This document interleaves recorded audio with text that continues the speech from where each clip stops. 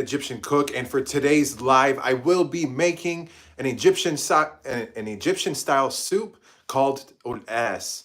It's essentially a taro root soup and is really popular in Egyptian culture. I'm currently live on TikTok and on YouTube, so welcome everybody to my kitchen. Let's go ahead and get started. I am super excited for this one because we have some lahma that goes into this soup. So it should be a good day. One of the other key ingredients for a taro root soup is this green leafy vegetable called Swiss chard. And of course, can't forget the taro root. So it's a very simple process. One thing that I'd like to mention about taro root soup, when I was younger, my brother and I, we would always joke about it. Even still to this day, we joke about it, where it is essentially, where we say olas is essentially like a knockoff molokhia. You get excited when you see it as a kid because it looks like molokhia, but it looks like molokhia with potatoes and with lahma in it. But then when you start eating it, you realize this is not molokhia and it tastes completely different. What's going on here? So it's essentially a taro root soup made from Swiss chard, the taro root, and then these other two greens. I have some cilantro and some parsley. Then of course you can't forget about the garlic, and then a whole lot of lahma. So let's go ahead and get started. First things first, as I'm recording my recipe videos, as I do with all of what I do, I record my voice over audio. So that'll be the first thing that I do before the cooking can start. So I'm actually going to move you guys over here to the side. All right. Let me turn on the lights.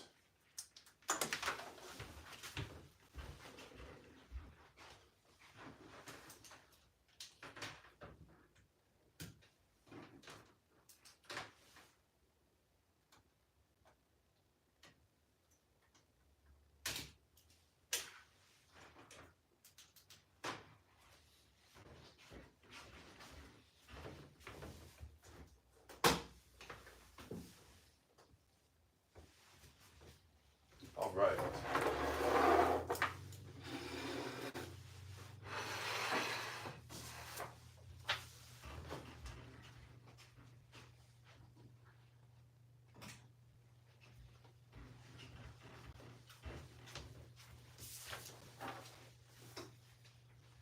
So when recording my voice over audio, I highlight sections just to symbolize to myself. That's where I pan the camera up. So in those sections, I actually record my lines as I'm doing whatever it is during those instructions. Anything above the solid line is my way of knowing that it is for my intro and outro. So I always record those at the very end when the final dish is prepared. So let's go ahead and get started.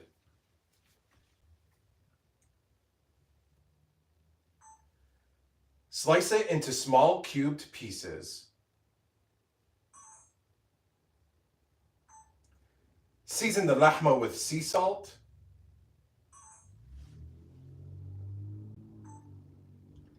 and black pepper.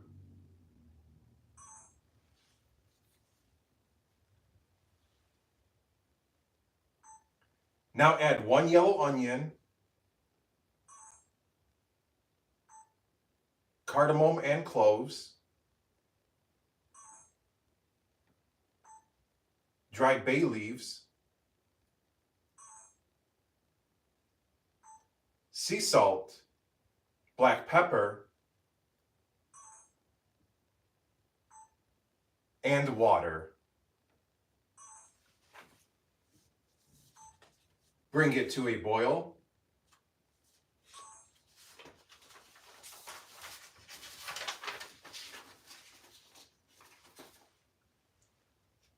I'm going to do that one again because I started fiddling with the paper as I was recording it. So let's try it again.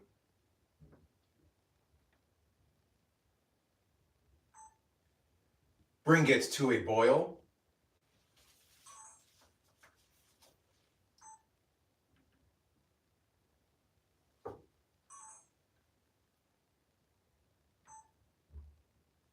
Let this reach a boil.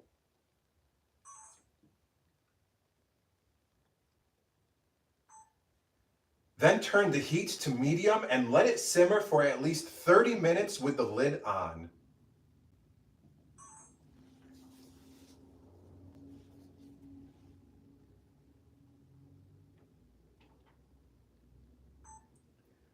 This recipe calls for only the green leaves from this plant. Cut any of the stems off. Cut any of the stem off. Cut the stem off. Add the green leaves to a food processor.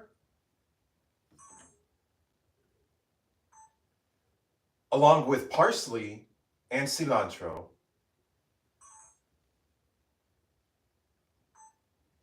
Blend the greens until it is all fine.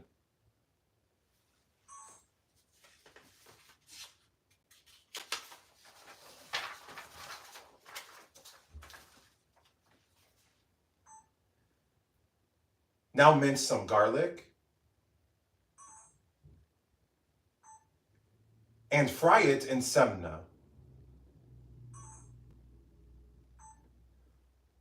Once the garlic turns golden brown and fragrant,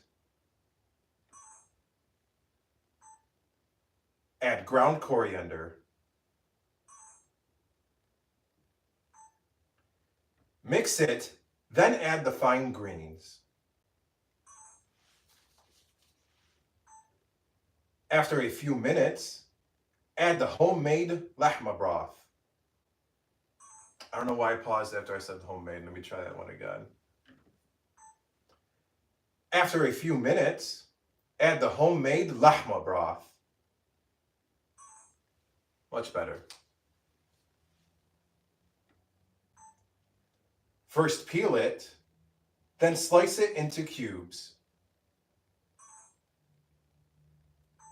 The taro roots may be a little tough to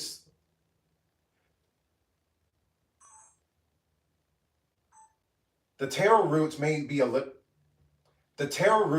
little tough to slice.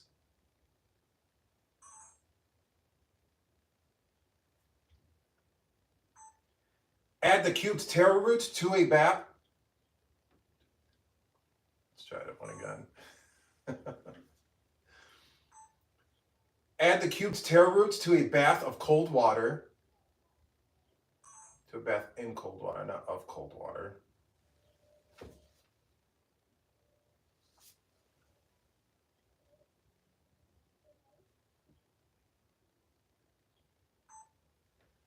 Add the cubed taro roots to a bath in cold water. Wash it well, then add it to the soup.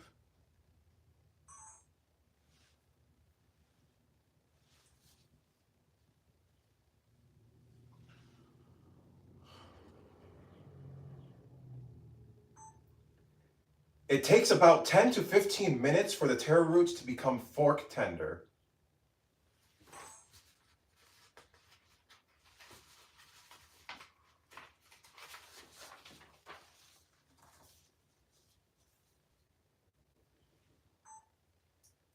Now into a bowl it goes, and it is ready to serve. Egyptian style Olas. All right, so that wraps up all of my audio lines. The only lines I have to record are anything that is highlighted. There's a couple points on the first page, a few on the next page, and of course, my sarcastic nod in the middle of this recipe where I say something witty that people will complain about, and then I say, okay, khalas, and start yelling with my response. And I have a few more on the last page as well. And then at the beginning where I record my intro and outro once the final dish, in this case, the taro root soup, also known as olas in Egyptian culture, is complete. So let me move these things out of the way. Set that right there. This first thing I'm starting with is the lahma.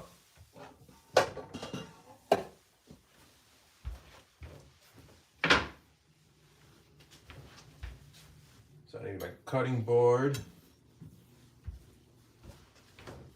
knife,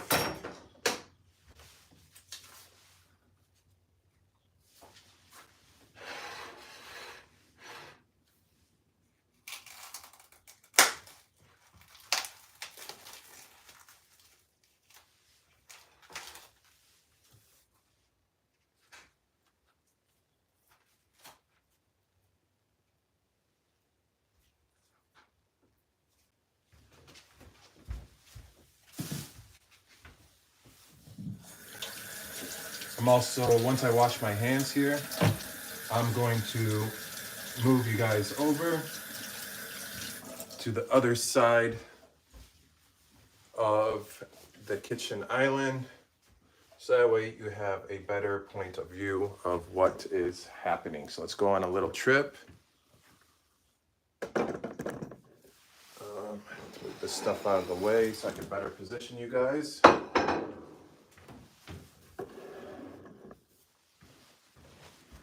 One moment as I go around to get everyone situated. All right.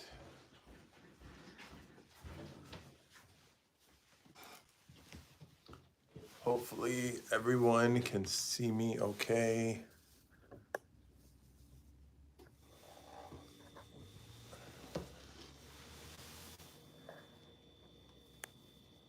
All right, so we got TikTok and we got YouTube.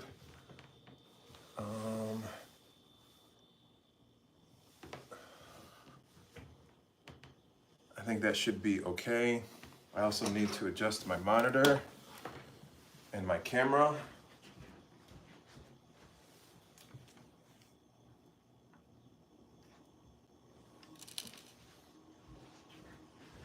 All right, I think we are good to go.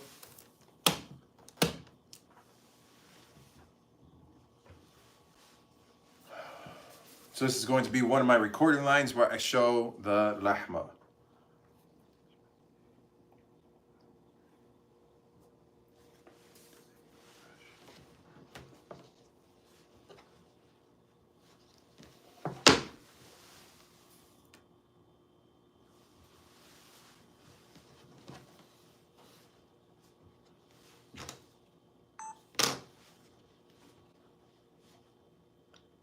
Start this recipe with lahma to prepare some.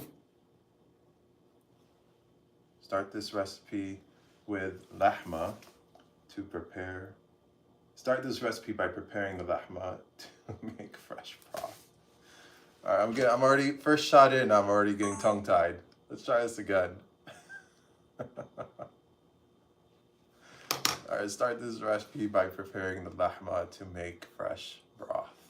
All right, I think I got it. Start this recipe by preparing the lahma to make fresh broth. I think I got it. Let's see. Hopefully the lahma was in focus. Let's see. Start this recipe by preparing the lahma to make fresh broth. Okay. That will do. I have to adjust the camera down because for this next shot, it is of slicing it into cubes.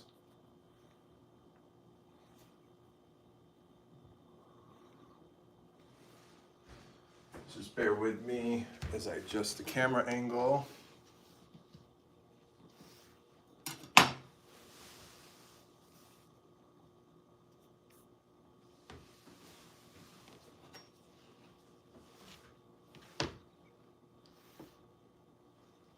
All right, that should be okay.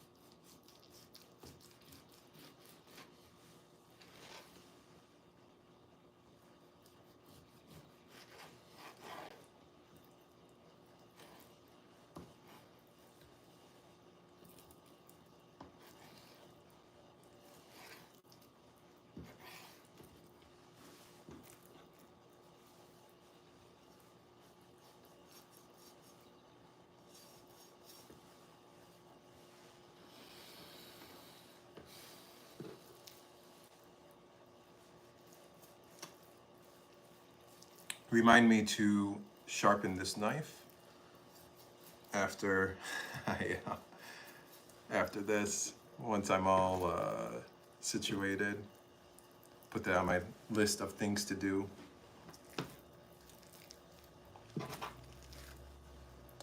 Don't want that in there.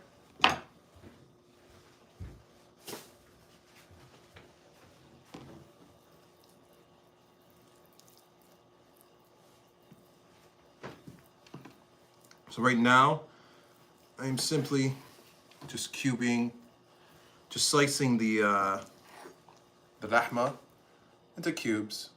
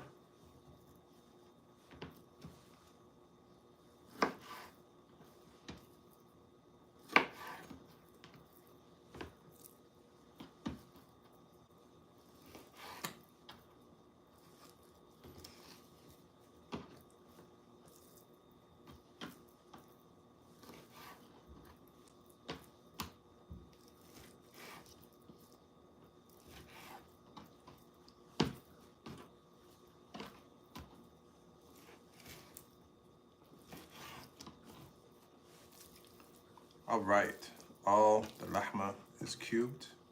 I'm going to wash my hands and the knife. Be right back.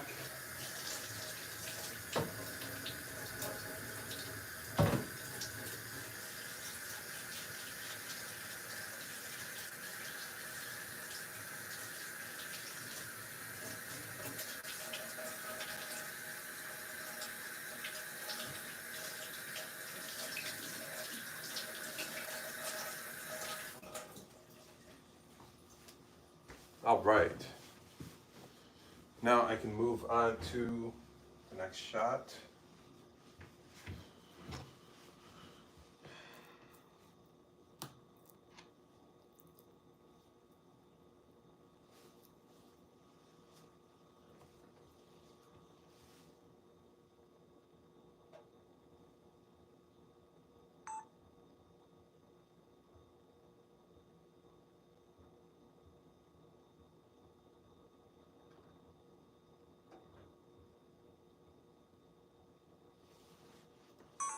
That was just a close-up of the lahma, where I recorded the line saying to slice it into small cubes.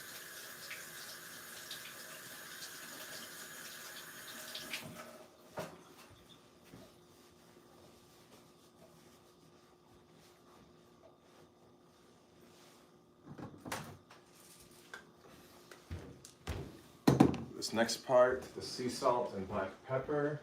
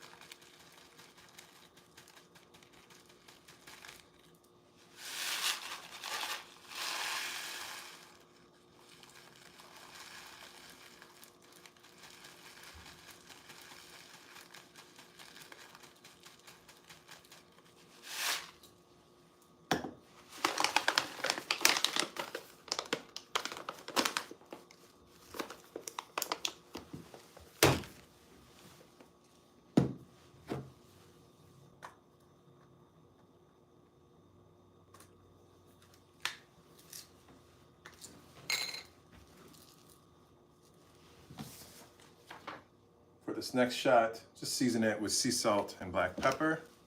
So it should be a fairly simple one.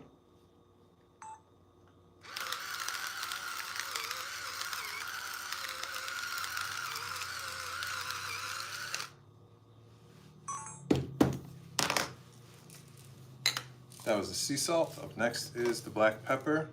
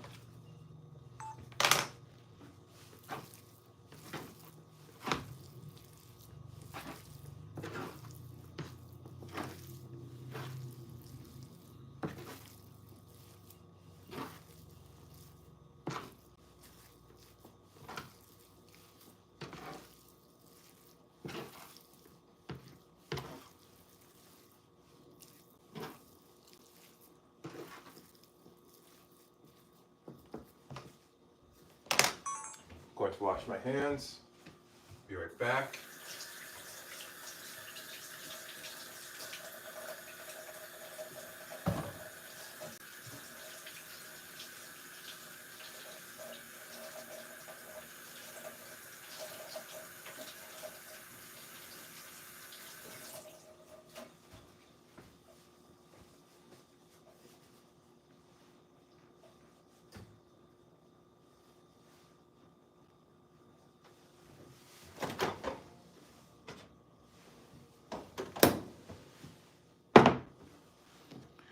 This can move to the side because I need to grab the countertop stove for this next part. So that way we can start the cooking.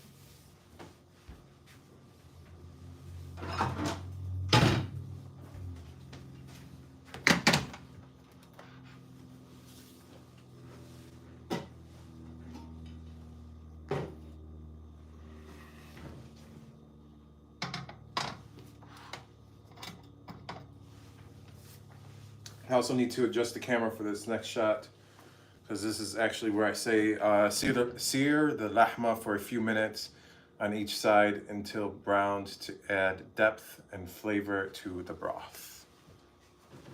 Hopefully I can get it in one shot. Let's see how it goes. So I'm just adjusting my other camera right now. And then I will be back in frame in 3, 2, 1. I need to raise it up a little bit higher. All right, let's see how we look. All right. Sear the lahma for a few minutes on each side until browned to add depth and flavor to the broth. Sear the lahma for a few minutes on each side until brown to add depth and flavor to the broth. All right, I should be able to get it. Let's see.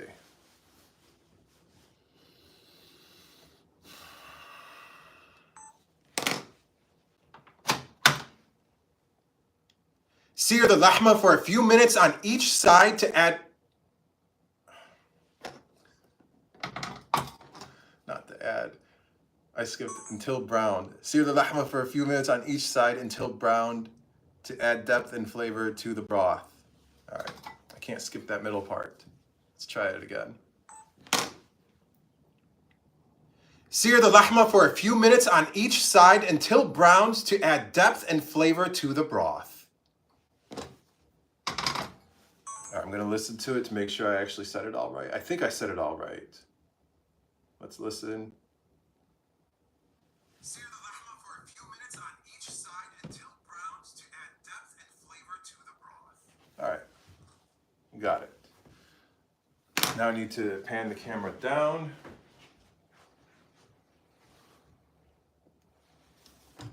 Just one moment as I am adjusting the camera angle.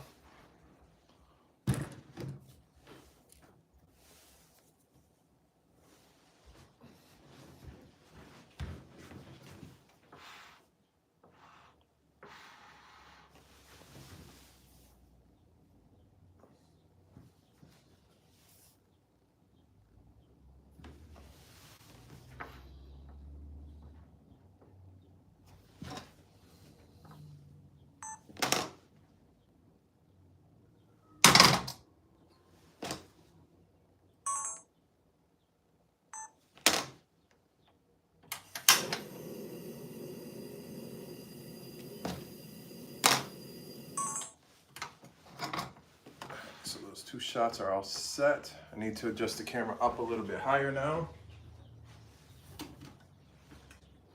So that way we can all see what is in the pot for the final cut of this video. Right, let's see here.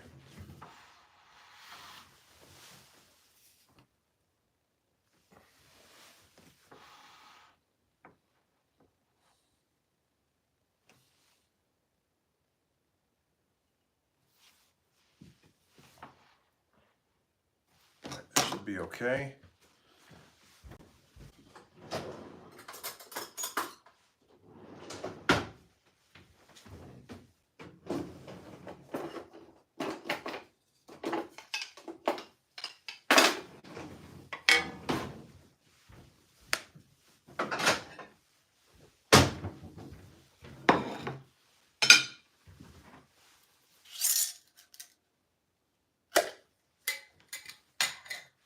So all this is just samna. Samna is Arabic for butter, or it's interchangeable between butter and clarified butter.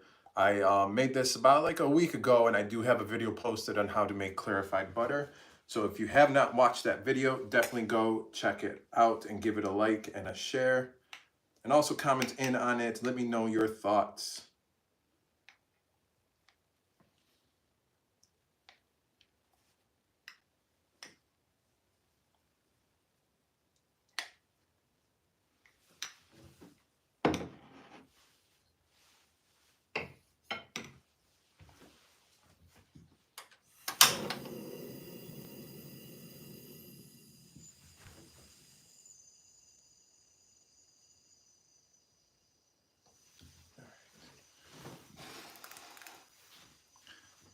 flame temperature is about like medium setting.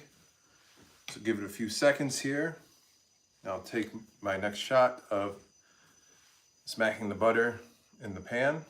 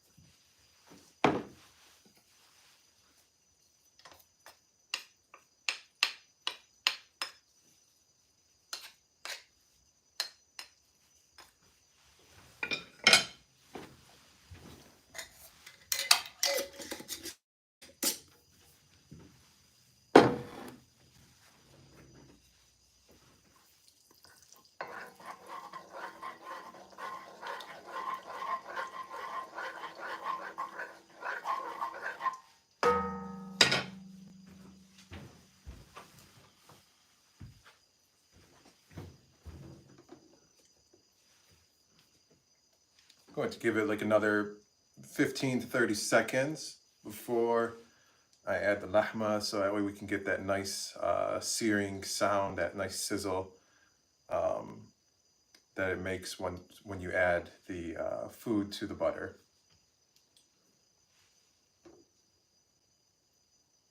All right, we should be okay now.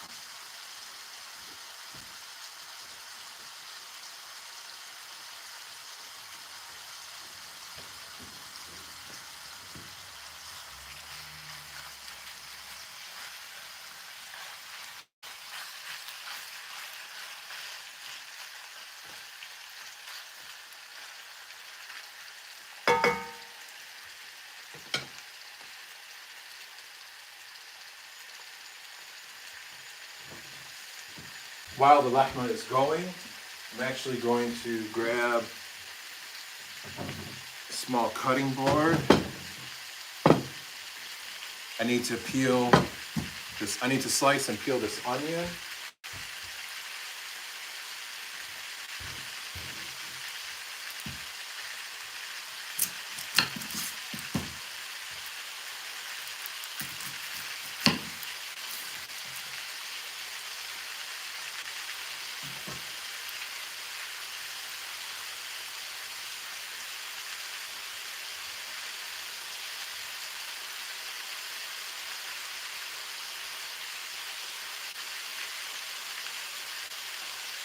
The onion will remain whole. That's all I needed to do to prepare it.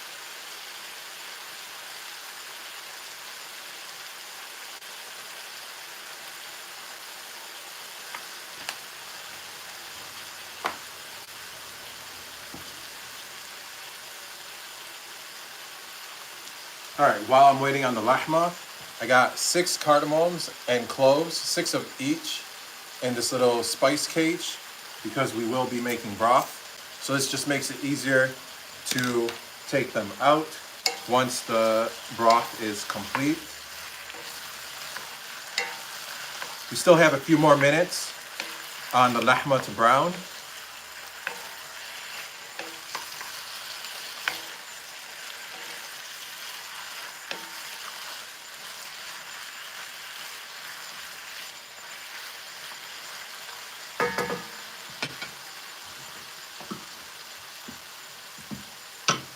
While waiting on the lahma, I also need to prepare this garlic. So right now I'm just going to peel it, and then later on in the recipe video we will be mincing it. So right now I'm just getting it ready.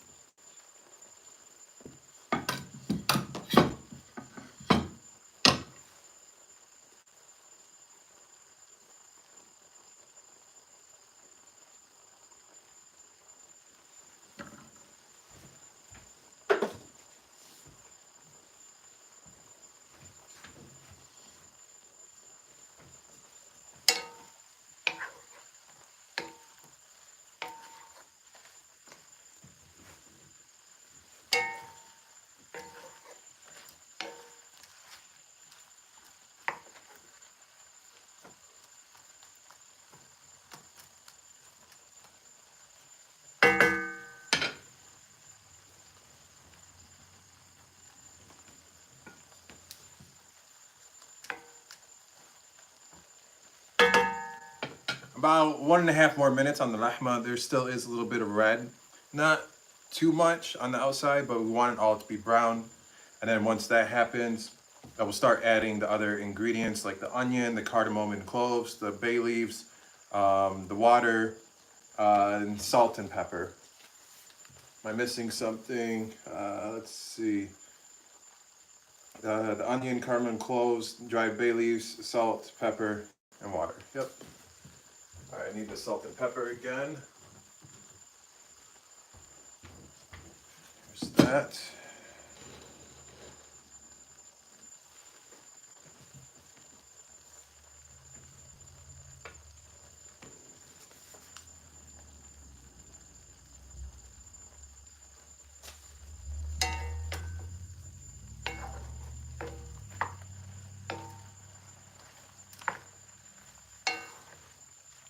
For those of you who are just joining in, welcome to my kitchen.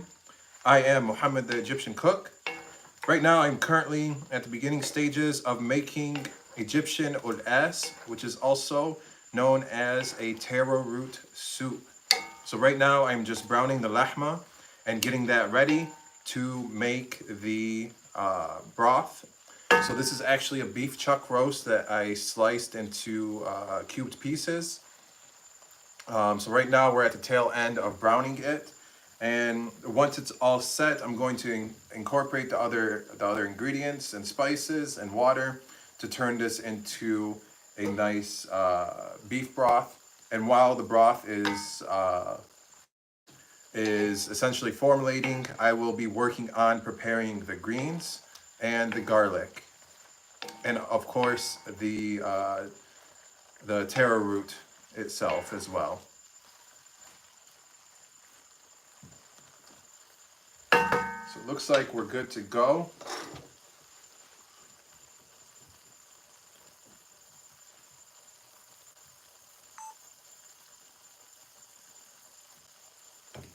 Actually,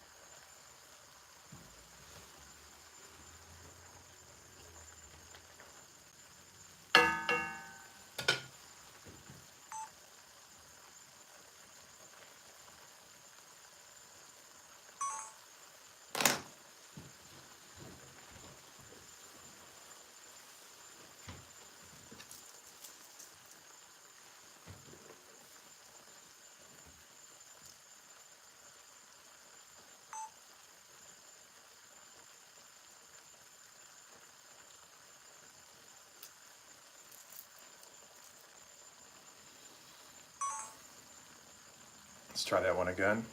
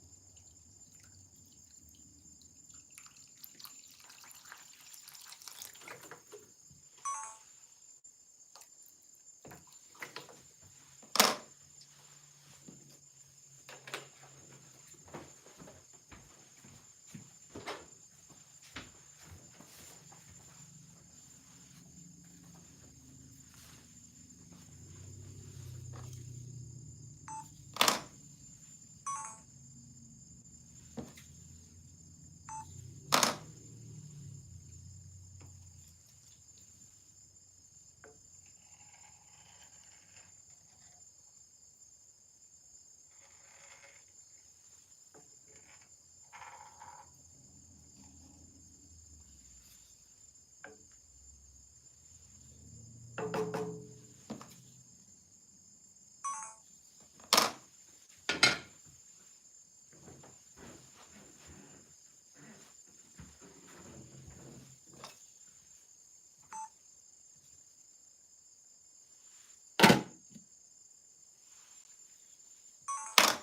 right, now we just gotta wait for this to come to a boil. Let's see, what else?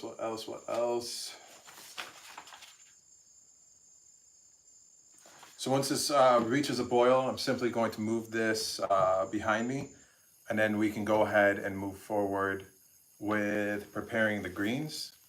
So this right here is Swiss chard. It is a leafy vegetable. Preparing this will be fairly simple. I'm going to be cutting off the stems, and we're only going to be using the green part of this of the Swiss chard. And we also got parsley and cilantro as well that goes into this. All the vegetables, so with the exception of slicing off the stem, the preparation is fairly simple. I'm just going to put everything in the food processor and go from there. So it should be a very easy prep for all the greens. Then after that, we have the garlic, which needs to be minced. And then we're going to fry the garlic. Then we're going to add all the fine greens to it. We're going to incorporate it in with the broth and with the lahma. And then the final step is preparing the taro root. You simply peel it, you wash it, or you peel it, you cube it, you wash it, and you add it to the soup. Let's see.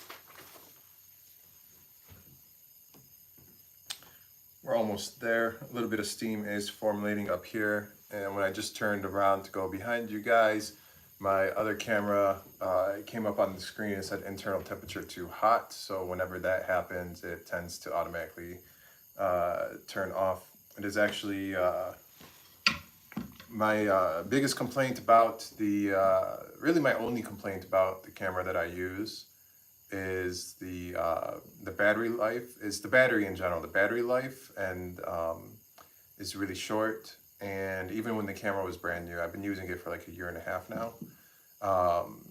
The battery life is really short and it heats up too quickly. I understand that I'm cooking, but still the camera is about like 3 feet away from this pot, and it's elevated up higher as well too.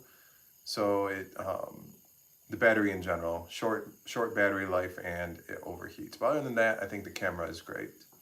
So right now it is currently off just to give it time to cool down, which for now, for the time being, I think is okay since we're still waiting for this to reach a boil.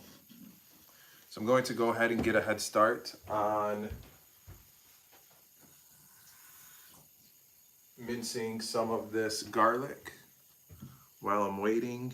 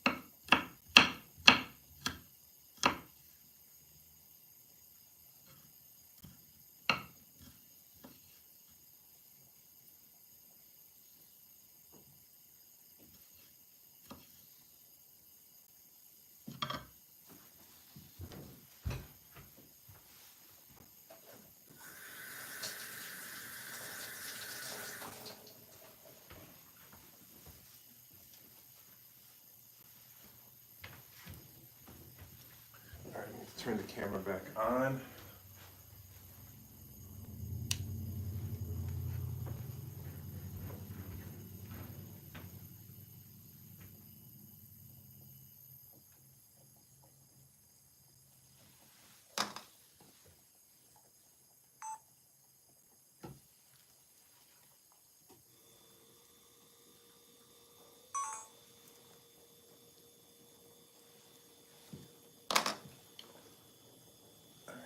I need to set this off to the side.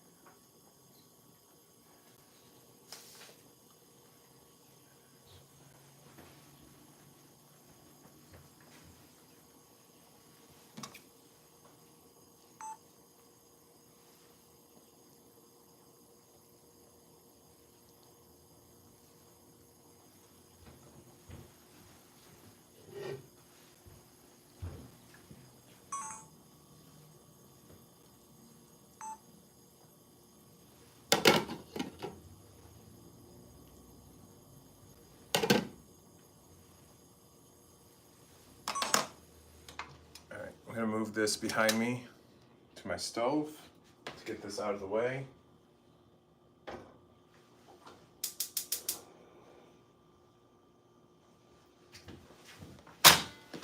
Can move this out of the way too.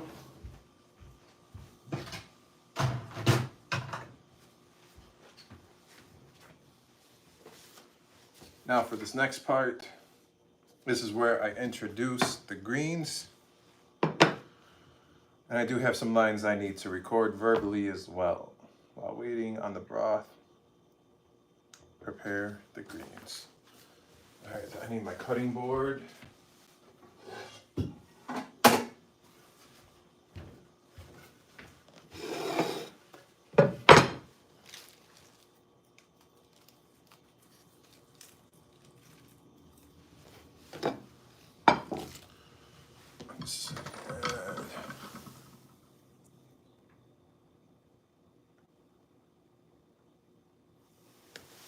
One second, TikTok wants me to do this verification puzzle thing. I hate these things because I always get it wrong. There we go, got it that time. Oops.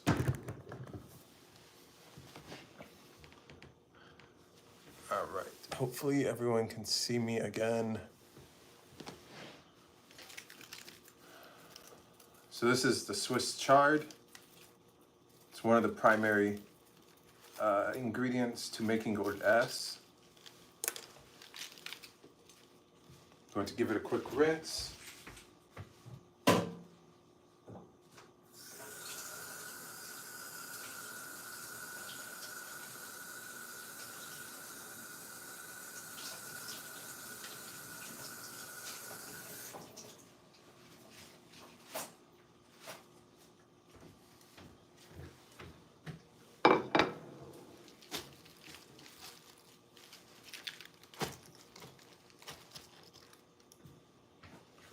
That's that.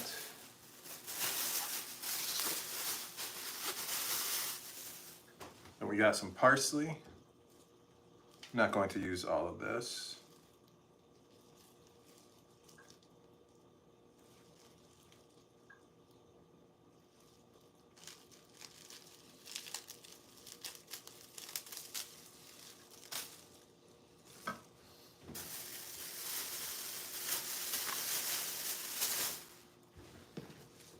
Going to give this quick rinse.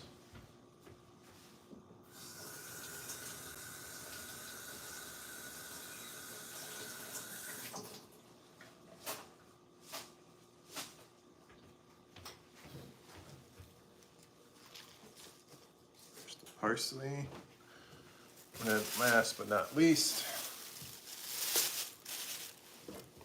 the cilantro.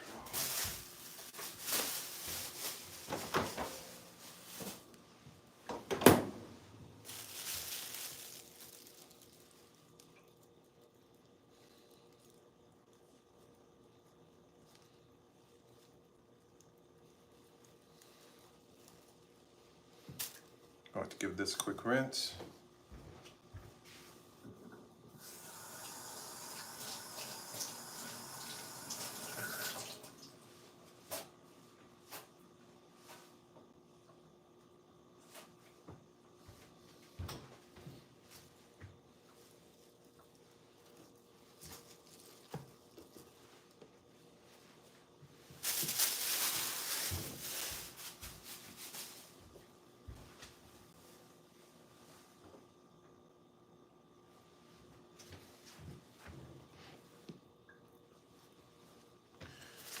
All right, what's my line? While waiting on the broth, prepare the greens.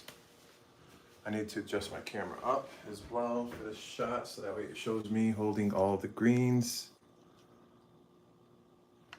All right, let's see how we look.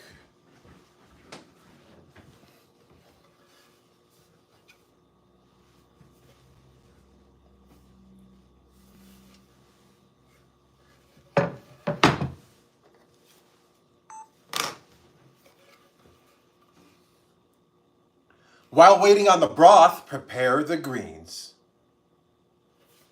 I said broth and prepare like way too close, as if like I hyphenated it. Like when I spoke it, I don't know why I did that. So I'm gonna re-record that.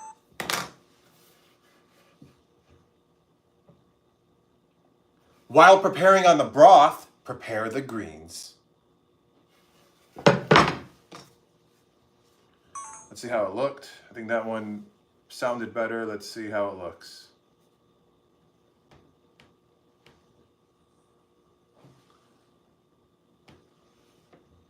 While preparing on the broth, prepare the greens. Nope.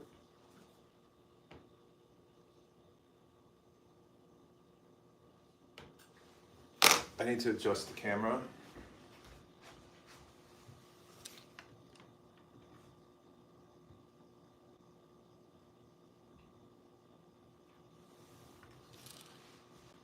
Let's try this again.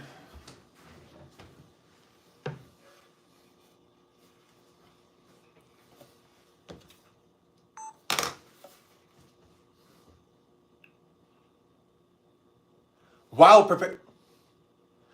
waiting on the broth, prepare the greens. Let's see how we look. This one should be okay, I hope.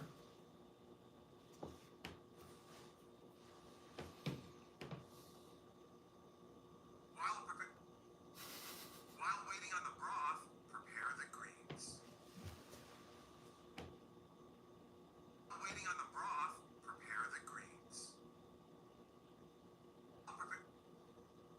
While waiting on the broth, prepare the greens.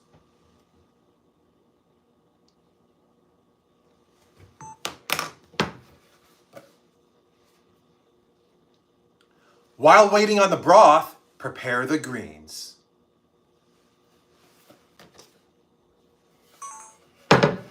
That one should be it. I didn't like the movement that I was doing, like as I was saying, while waiting on the broth. It didn't make sense for me to, so let's see how it looks.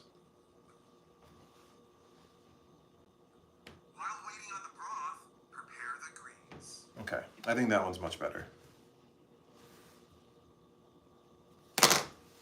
All right, so I have another recording line. This is the most important of the three greens. So I need to just hold. So I actually need, this is the cilantro. That's the parsley. Get all of that out of the way off the cutting board.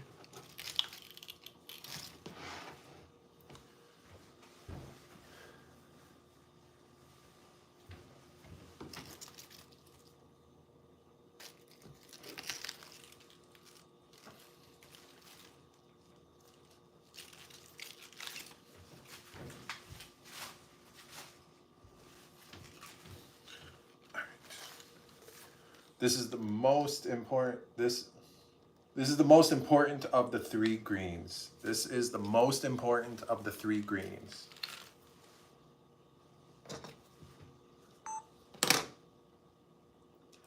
This one is the most important of the three greens.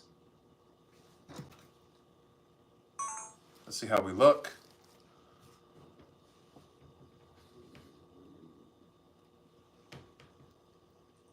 This one is the most important of the three greens.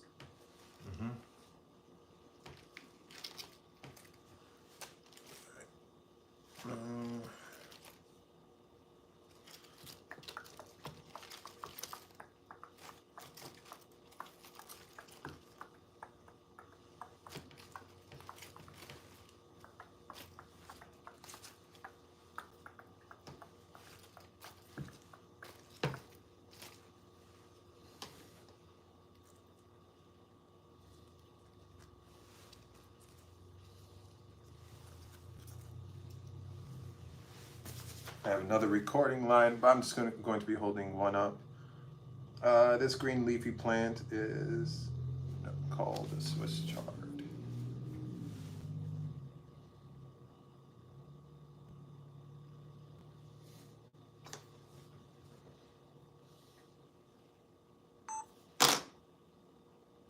This green leafy plant is called a Swiss chard.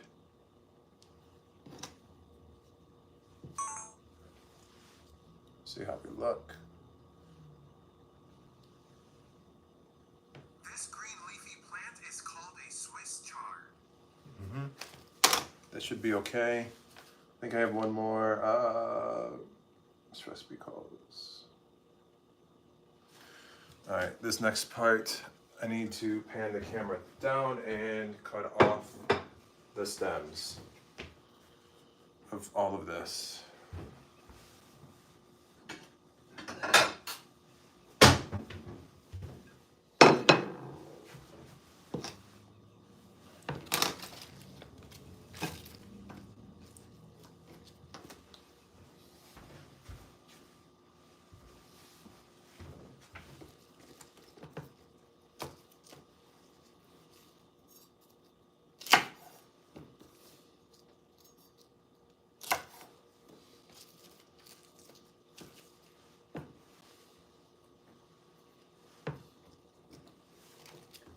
So I'm just gonna cut a few off right now, off camera.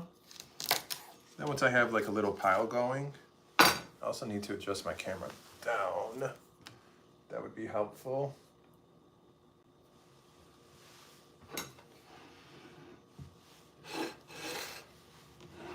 So I'm just slicing a few of the stems off the camera just to give myself a pile.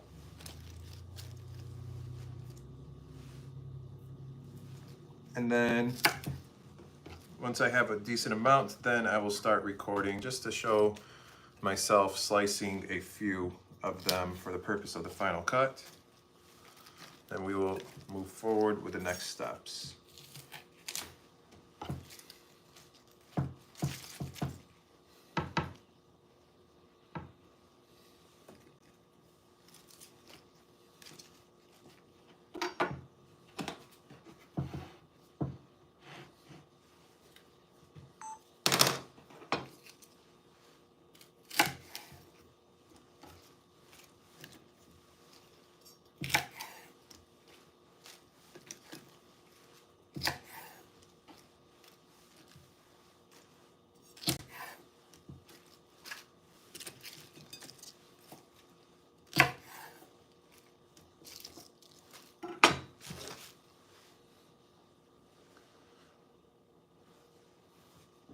There we go.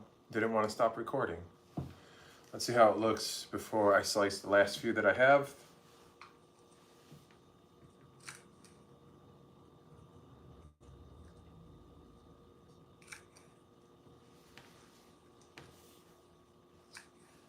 All right. I think we're good to go.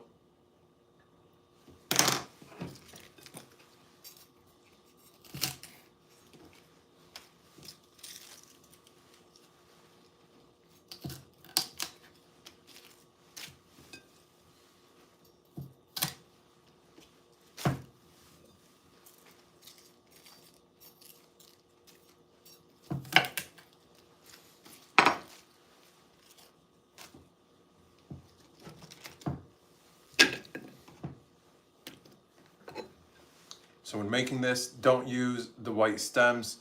The reason for that, like here, if you're in Egypt, it's a completely different story. The stems here in the US are much thicker and more bitter than overseas. So that's why we do not use, if you live like stateside in the US, do not use the white part unless you really want to. But this recipe calls that you only use the greeny leaf parts of the Swiss chard. I need to bring the food processor over as well to the counter. So I'm just moving these things out of the way.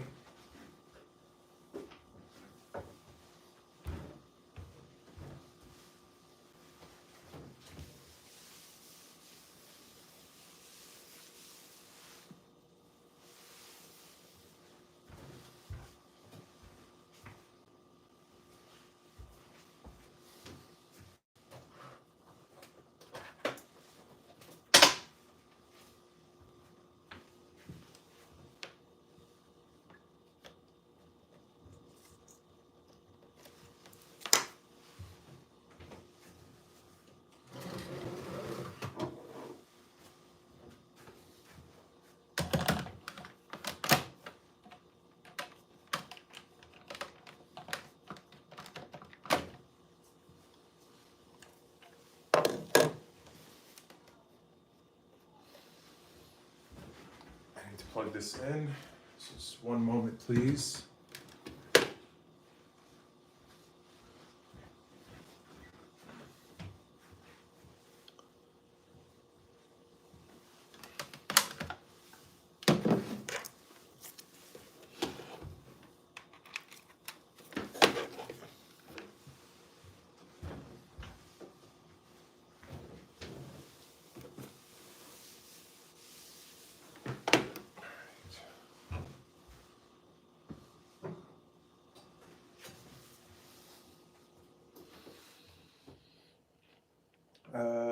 This recipe calls for only the green leaves from the plant. Cut out the stem, add the green leaves to the food processor. Okay. Very good. No talking lines for these next portions, so it should make for easy shots. I just need to adjust my camera, and we are good to go.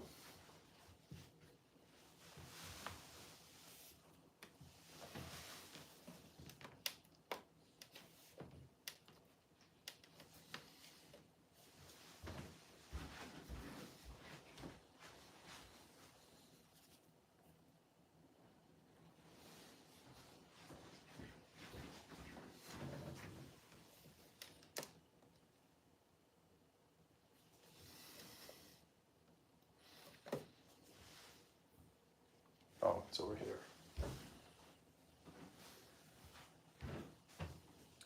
Really? Internal temperature too high. This is the second time that's happened. Oh boy.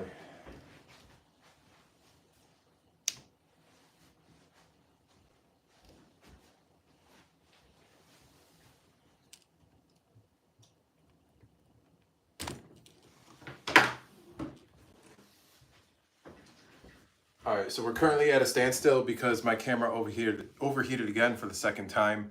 If any of you guys know why that constantly happens, even when it was brand new, the battery life would die like within an hour of using, and it overheats a lot to where in the middle of me recording, it will just say internal temperature too hot, and it automatically shuts down. So if any of you who are currently in the lobby right now know why, what causes that, please let me know. Send me a DM, preferably on Instagram or to my WhatsApp. Those are the two best ways to get in contact with me. TikTok, not so much in terms of the DMs, but Instagram and WhatsApp are two best ways to get in contact with me. My handle is @the Egyptian Cook across all social media platforms. And also for my WhatsApp information, it is on my website, theegyptiancook.com. So while we were at this standstill and this minor speed bump, welcome to my kitchen. I'm Mohammed, the Egyptian cook. Right now we are currently working on making Egyptian taro soup, which is called in Arabic olas. Well, in Egyptian culture, it's called olas. But the correct way to say it is kulkas.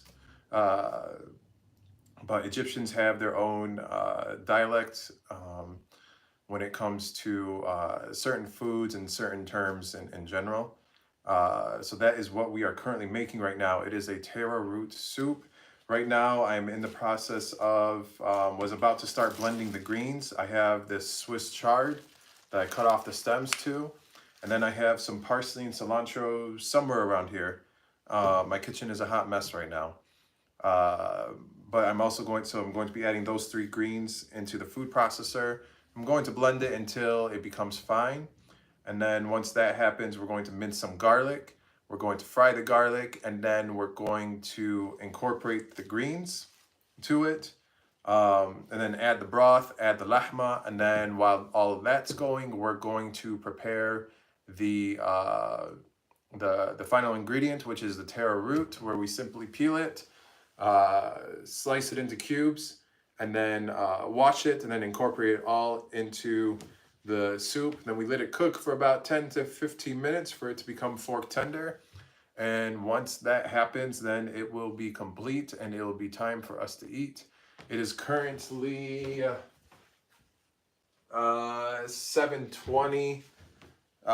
My location, and I think I can break my fast today. I think it's like 7:35 or 36 or 37 for me to break my fast today.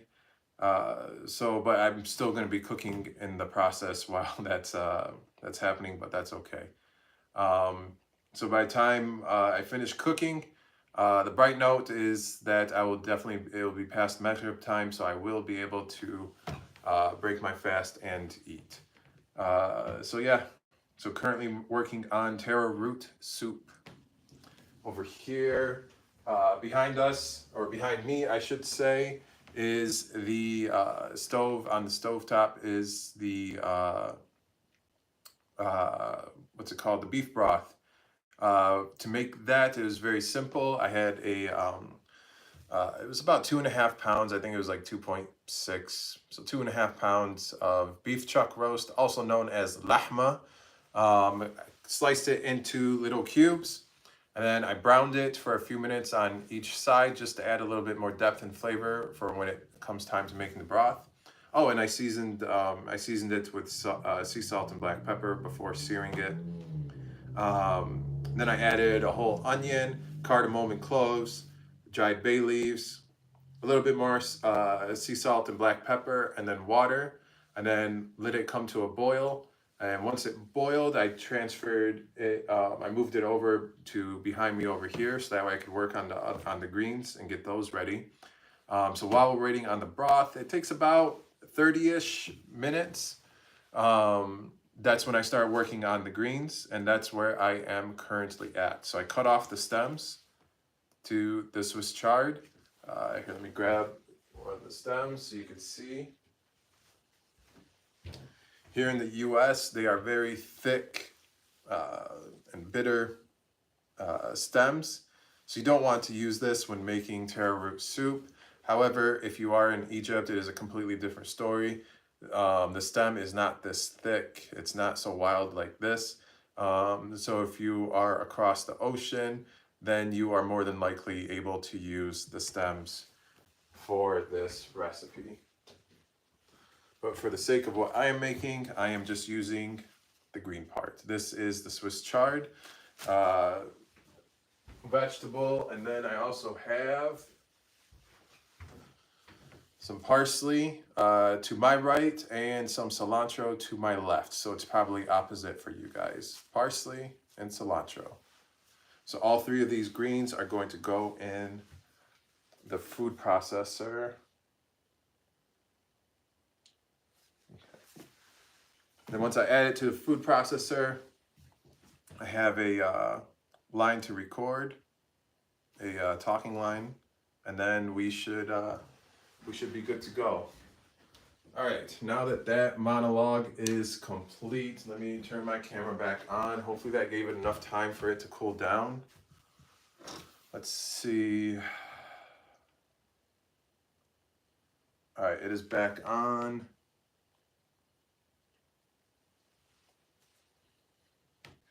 All right, let's go ahead and move forward with this. Take two.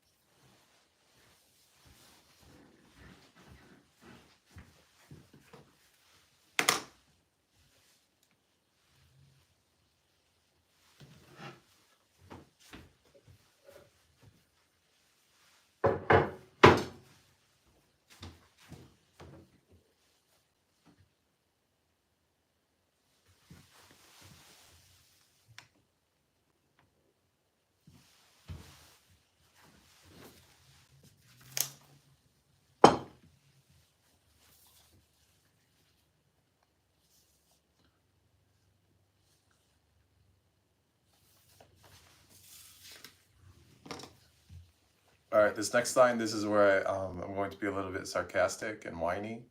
And then I'm going to come in with the okay khalas and start yelling with my response. So hopefully I can get this in one take without laughing. I haven't even started recording yet. I'm already laughing just thinking about it.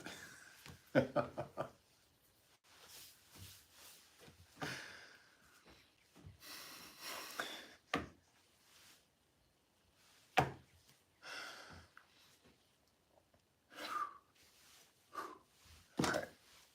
I got this. You got this. Oh, but cilantro tastes like soap. Okay, خلاص. It's about time you eat something clean instead of that fast food zabala. Did I say it right? Did I say it right? I hope I did. Okay, خلاص. It's about time you eat something clean. Clean food instead of... I said something clean instead of clean food. Let's see. Let's see how it looks. Let's see if I got the motion right or not.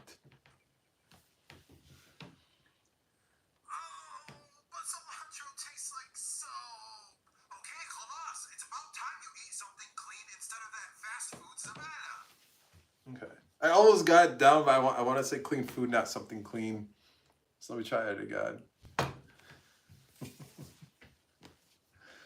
Oh man. Well, it's about time you eat some clean food instead of fast food, Savannah.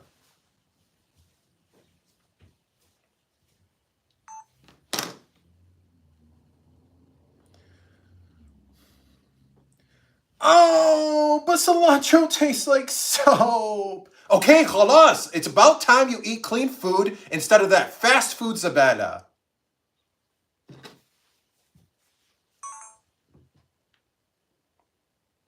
For those of you who do not know, Zabala is Arabic for garbage.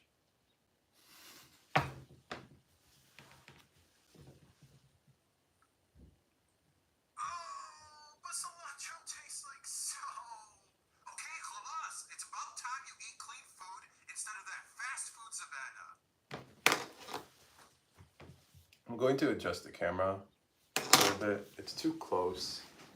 So I'm going to adjust the camera and then try it again.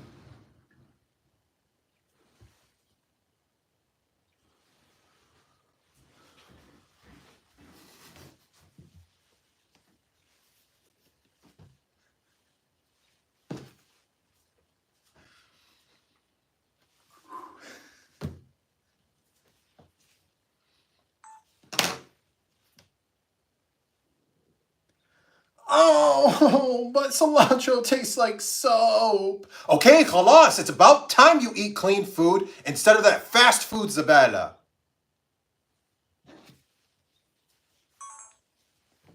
All right, let's see.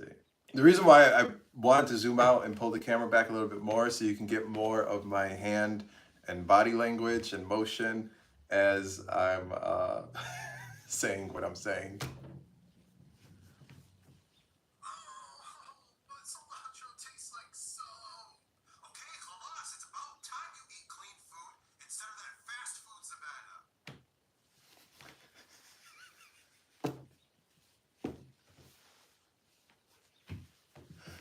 Okay, I'm done. I need to adjust the camera. Oh boy.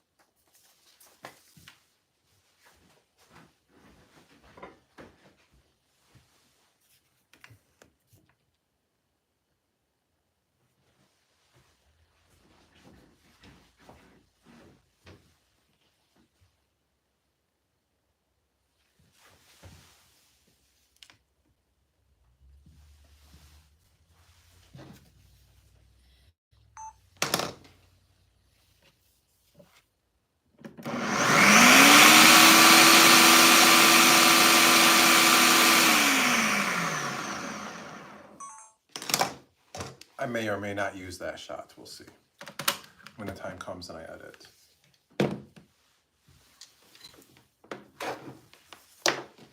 All set with the food processor, so I'm just moving it back to over here where I usually keep it.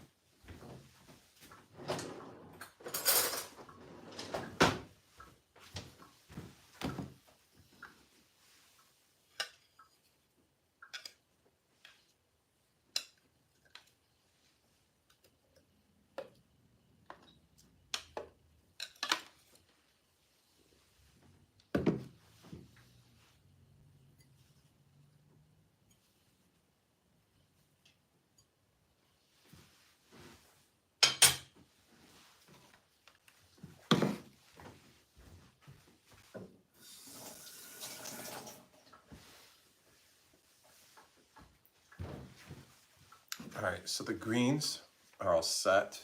I'm just gonna keep them in here for now. So right now, I need to adjust the camera and we need to finish mincing this garlic that I started earlier.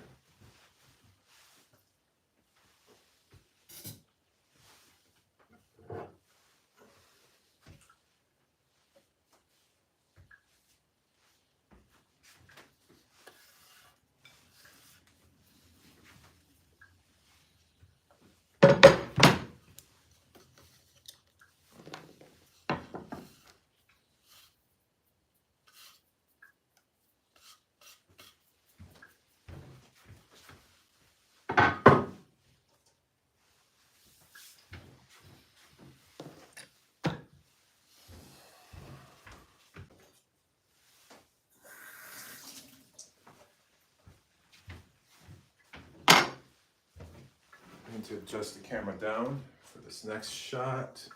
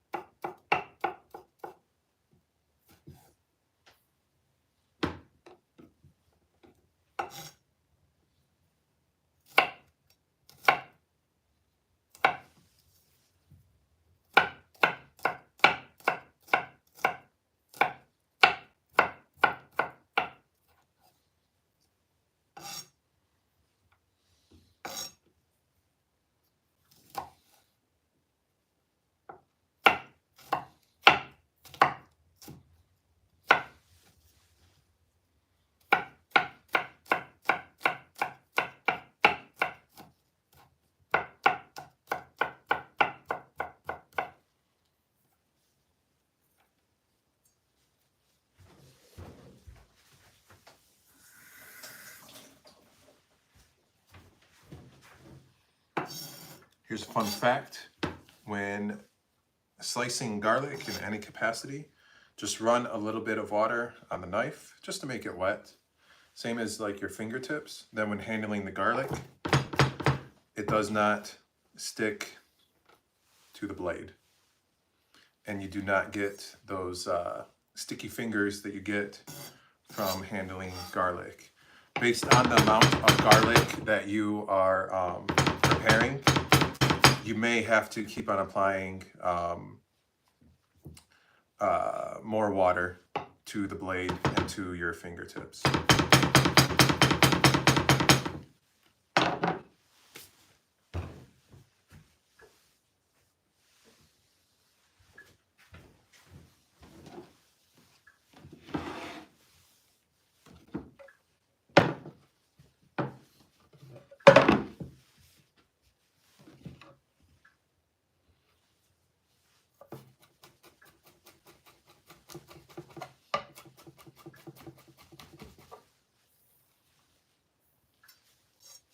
Another kitchen hack for unstable cutting board, like a wooden cutting board. As you heard a few seconds ago, it was super loud and sliding all over the place. Easy way to prevent that is you can either use like a piece of paper towel and just make it a little bit wet and just place it flat underneath the cutting board, and it will stop it from sliding all over the place. Or you could use a regular, like a small like hand or kitchen towel, whatever you want to call it.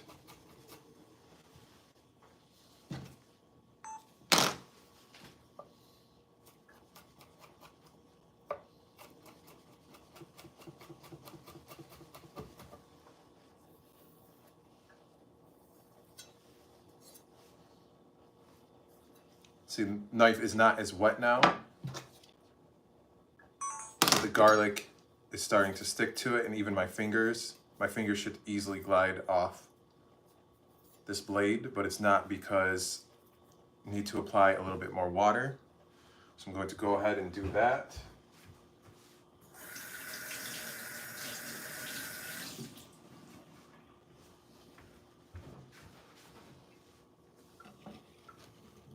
Going to push all the garlic onto the blade.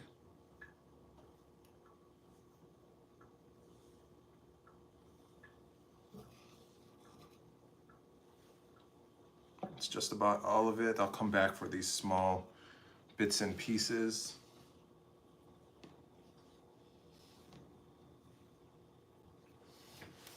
All right.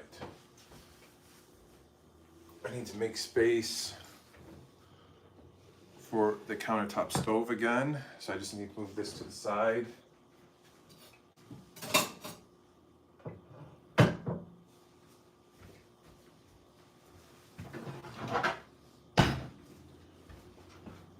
All right, countertop stove. Do I have a recording line? And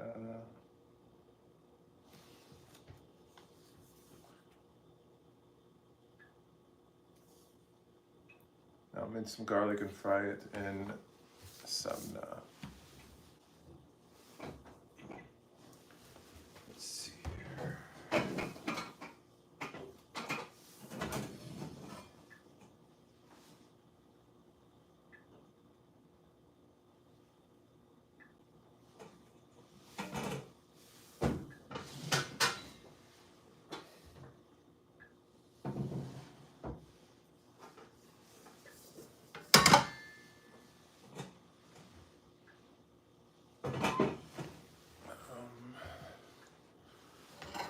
Actually, I'll use this one.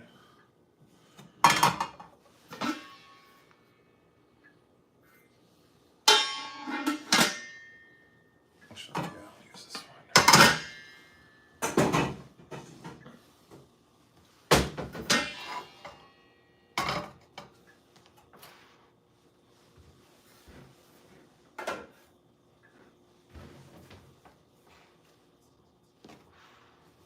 I need to adjust the camera. Let's see here.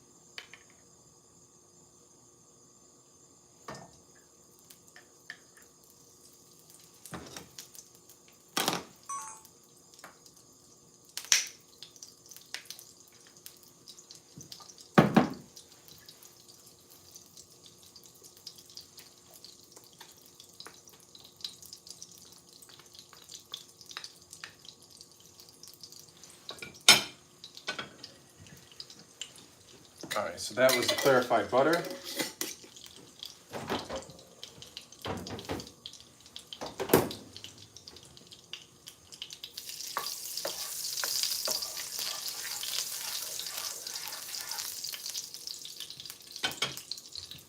Where's the garlic? There it is.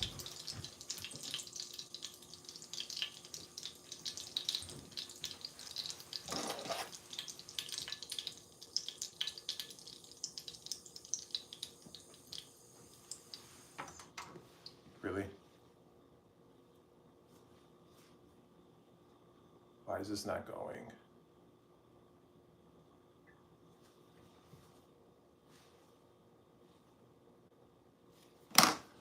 One moment, technical difficulty.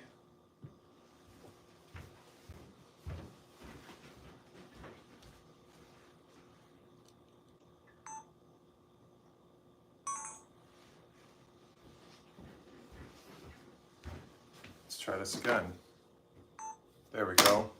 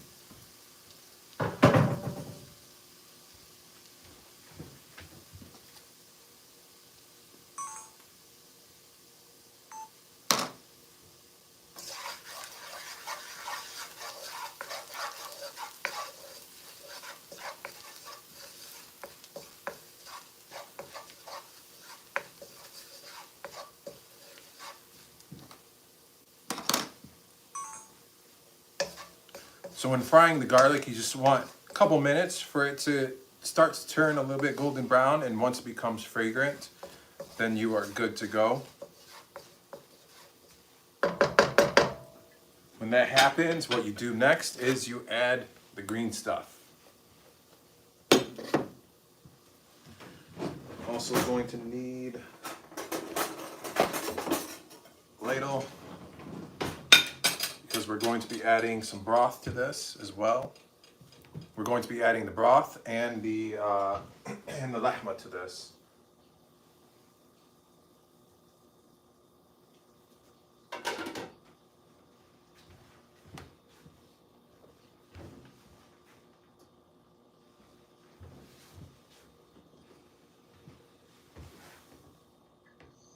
Oops. The flame went out on this one right here. That's not good.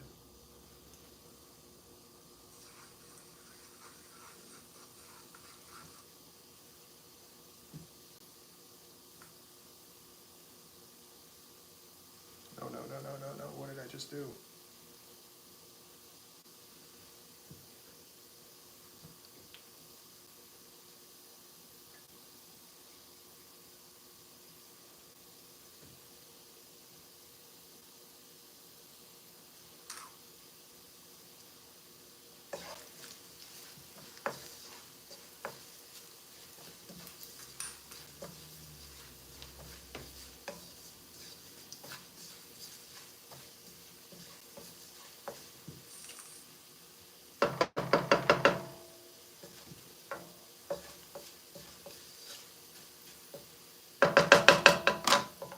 Are you kidding me? Internal temperature too high. Again, third time.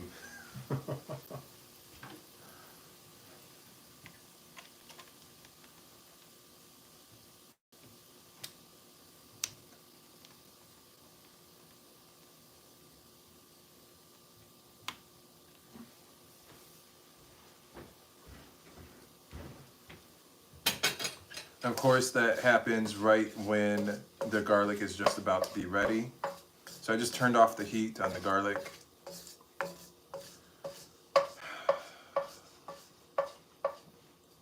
So I'm right at the step where I incorporate all the greens to this and let it cook for a few minutes. So right now I'm just pushing it away from the center of the wok for now.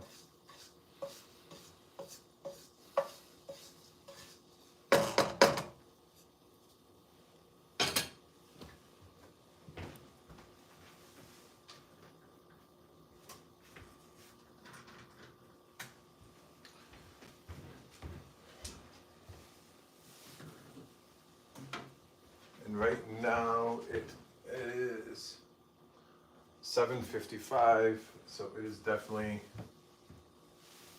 time for me to be able to break my fast.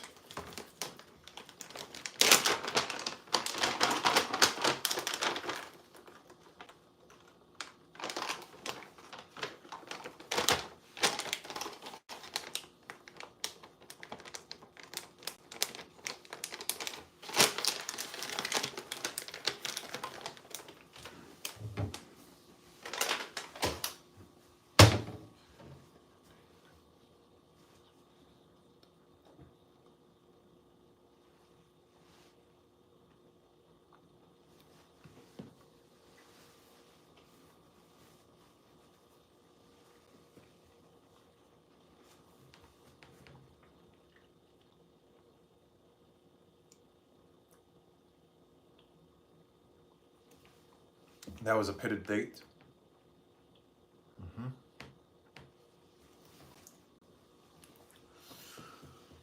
Oh boy.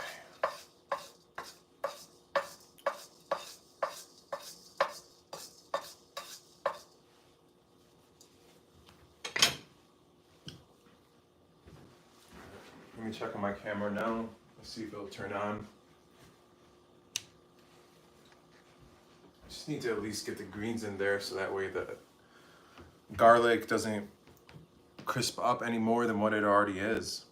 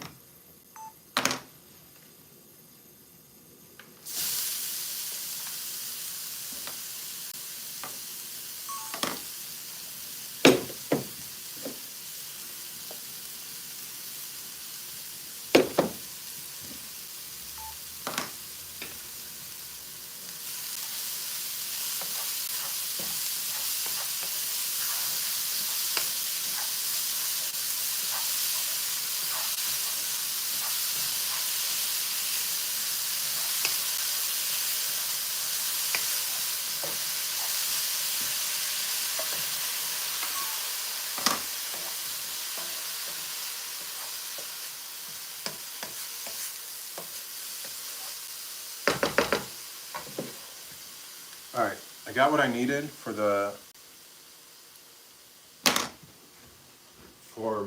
with my camera for the final cut. I'm gonna turn off my camera for now, so that way it doesn't continue to overheat. Right now I'm just gonna get the rest of all of this green stuff out of here.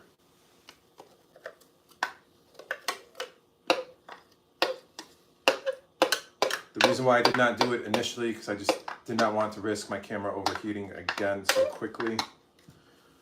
So I at least wanted to get the shot that I needed, and then I can move forward.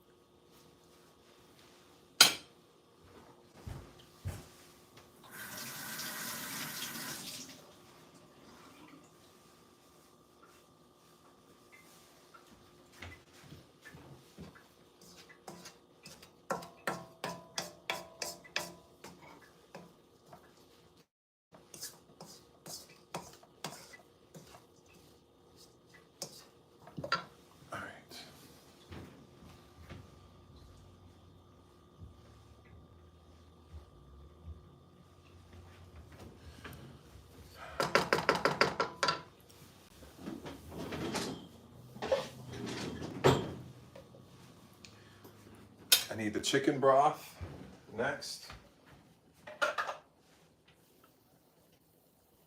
Or not the chicken broth, the lahma broth. What am I talking about? Oh my goodness. I'm losing my mind here. There. This is definitely lahma in here. There's no chicken in here. I don't know why I said chicken broth. Oh my goodness. This is... Yeah, all right. So let me go ahead and actually, oops, that there.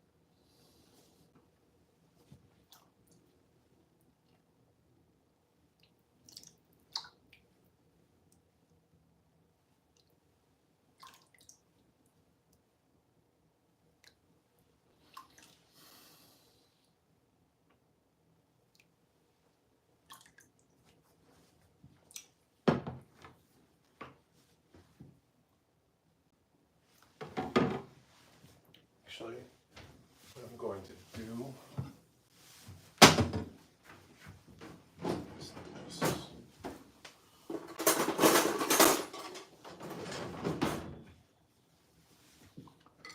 I'm actually going to scoop out all the lahma from this. No longer need this spice cage. Oh my goodness, this is hot.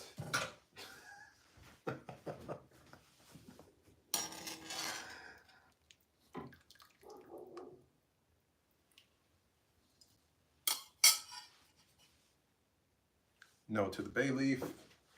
I used 3 of them all together.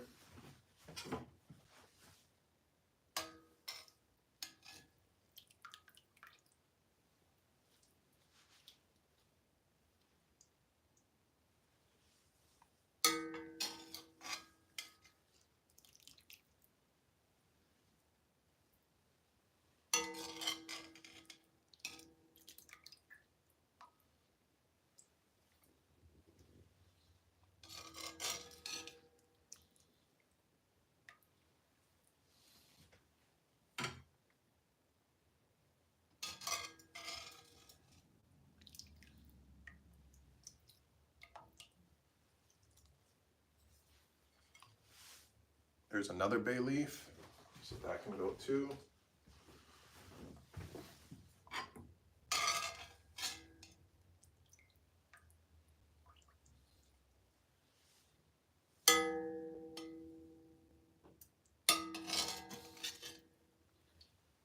And the onion we're not going to use, and there's the 3rd bay leaf attached to the onion.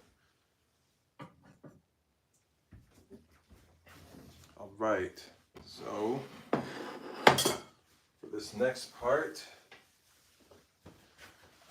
to keep it simple, well, there's nothing simple about this kitchen right now. It is a disaster.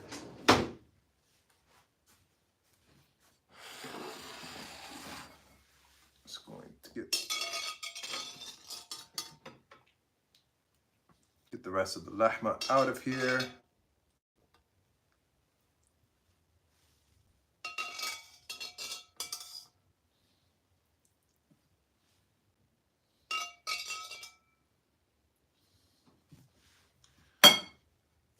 All right.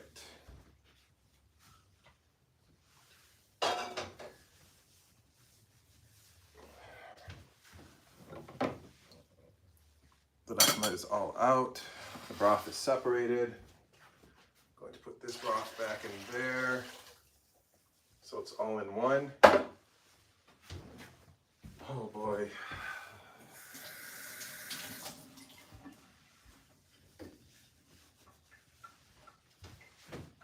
Turning on my other camera.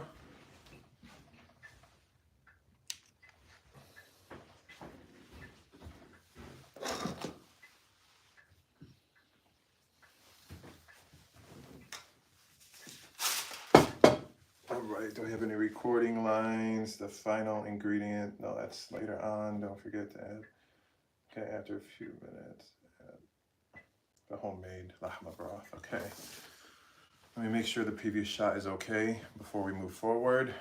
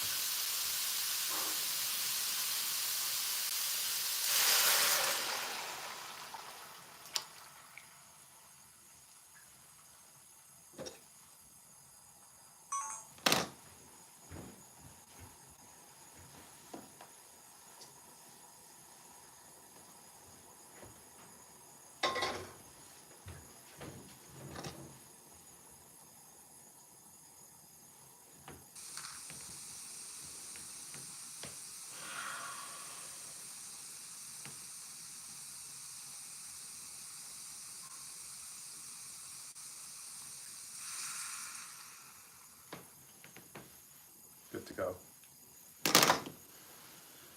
I need to adjust the camera up.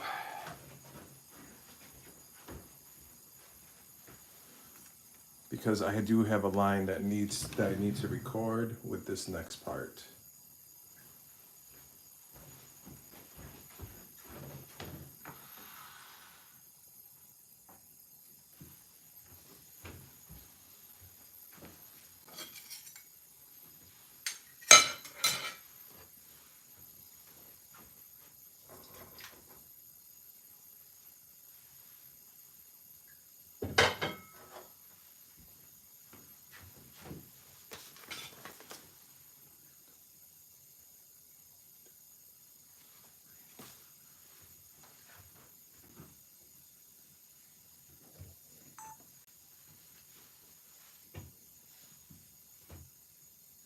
Don't forget to add the most important ingredient, the lahma.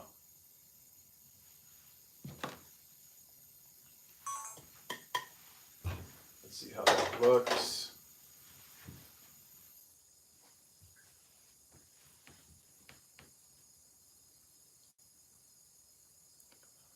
Don't forget to add the most important ingredient, the lahma.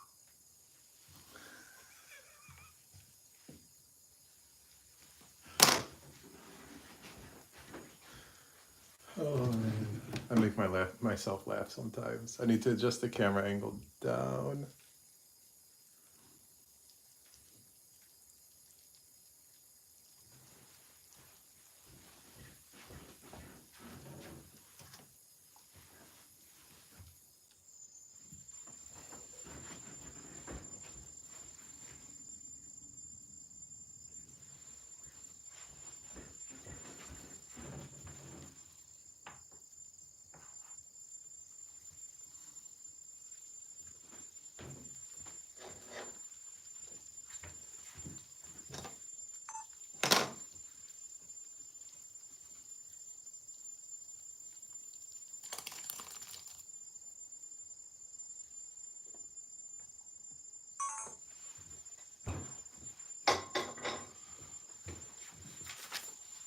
Okay.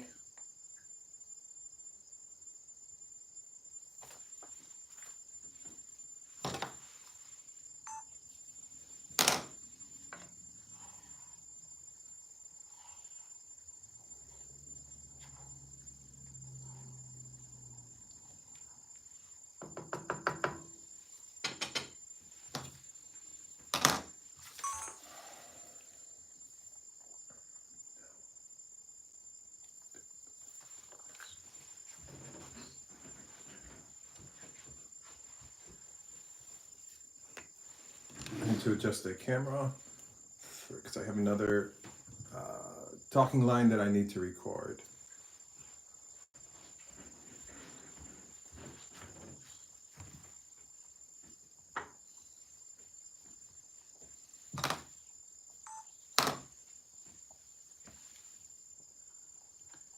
Now on to the final ingredient to complete this olas, the taro root.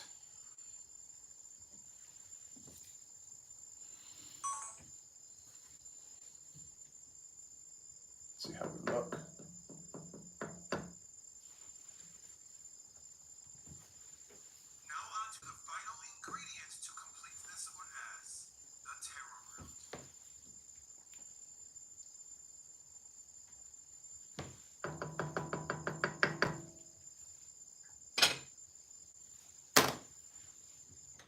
Okay, I'm going to move this to the stove behind me to get this out of the way.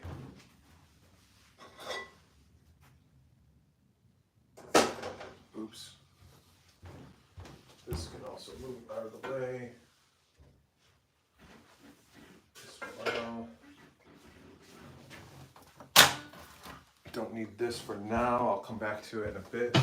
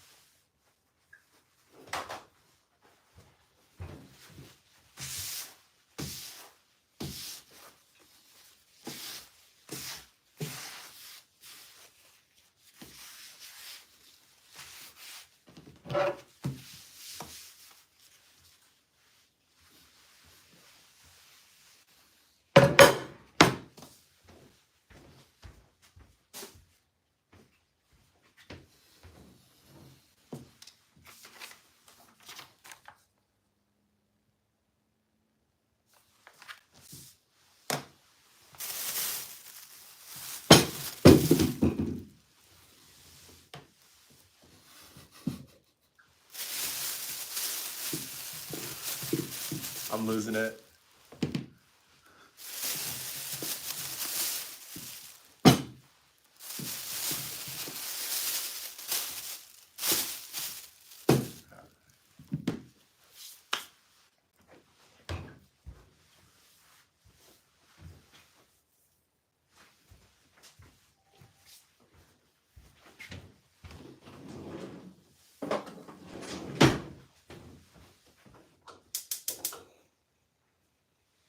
I forgot to turn on the stove back there.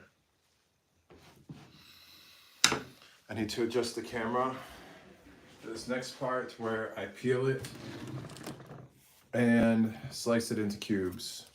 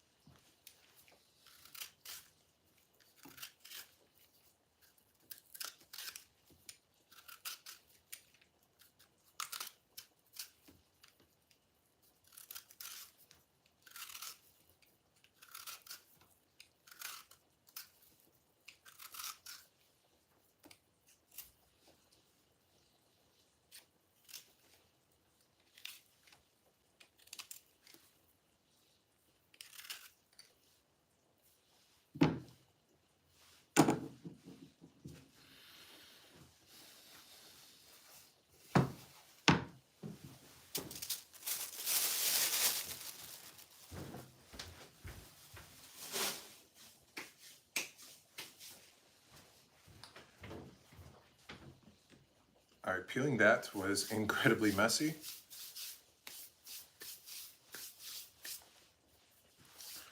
I'm going to go give these a quick rinse to clean them off. So there are some spots that I missed, but it'll be easier for me to see once I rinse them off. So I will be right back.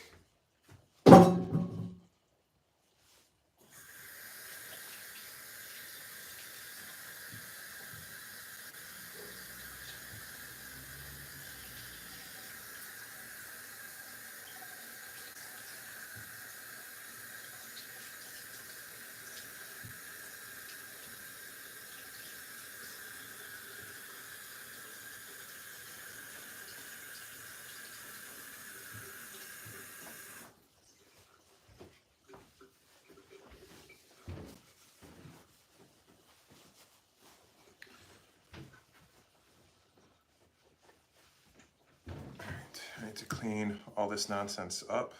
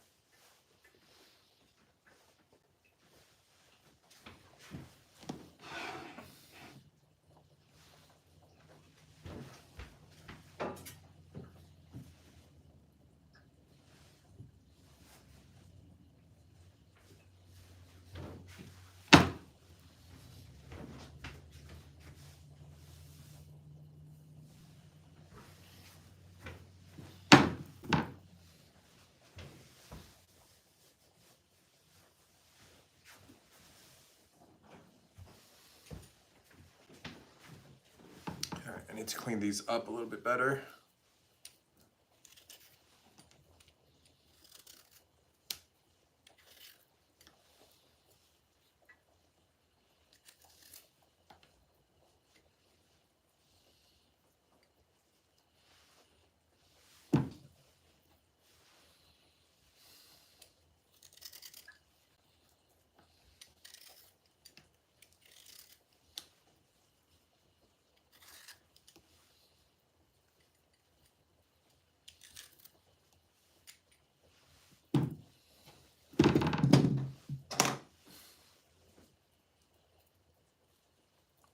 These become very slippery once you rinse them.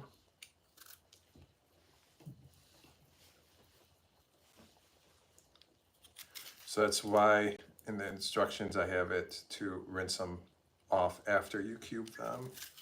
But I did that to help me see where I still need to clean these up better.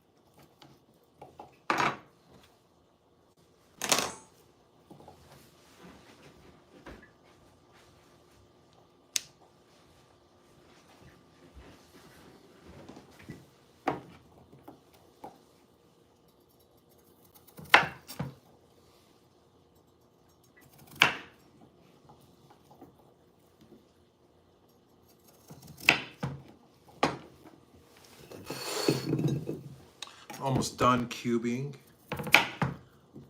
these taro root.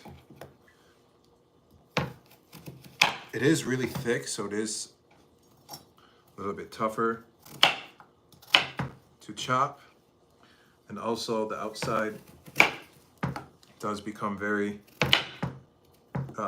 slippery, kind of like a slimy feel to it in a way, I guess you could call it. So as you saw, that one had just slipped away right when I went to slice into it. So when handling the taro root, just be careful. I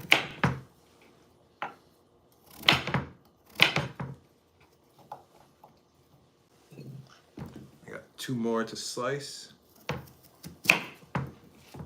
And then after this, a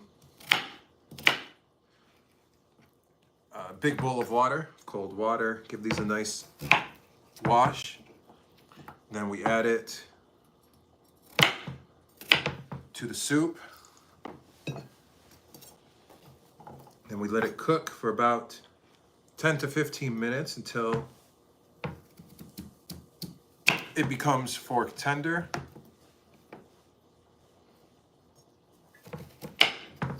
Then we're going to put it in a bowl and serve it. Oops. And then I can take my final shots for the intro and outro. I can say Yallah Bismillah, and then I can eat.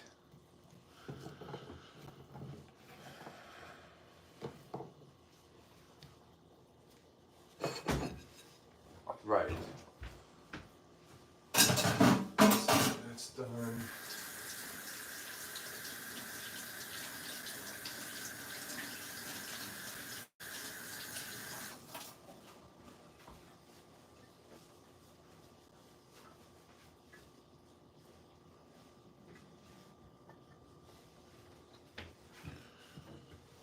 I need a big bowl.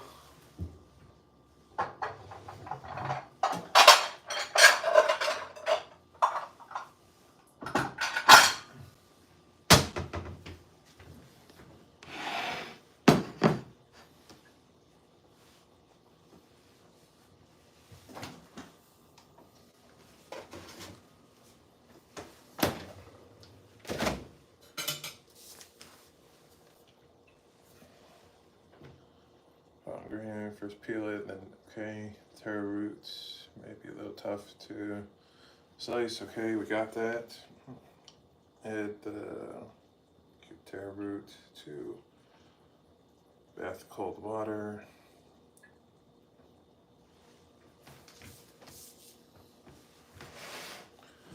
I need to turn my camera back on.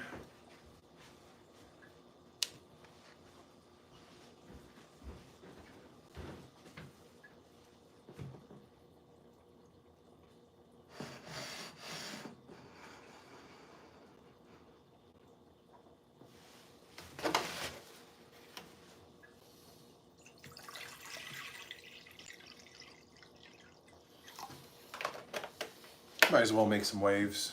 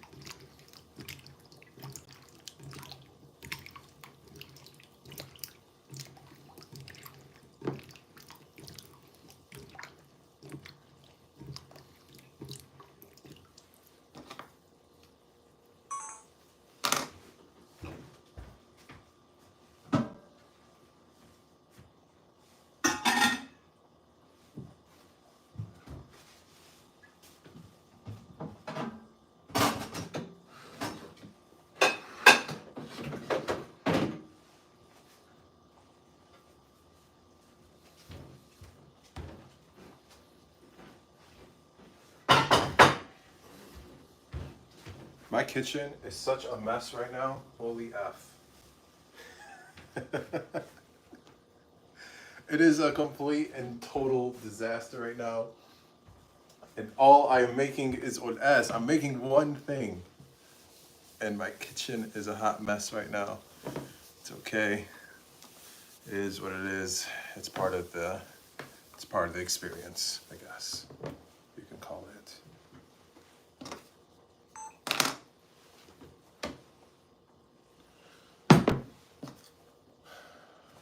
All right, I have to go over to the sink for this next part to drain these and rinse it. So let me first move this camera over there.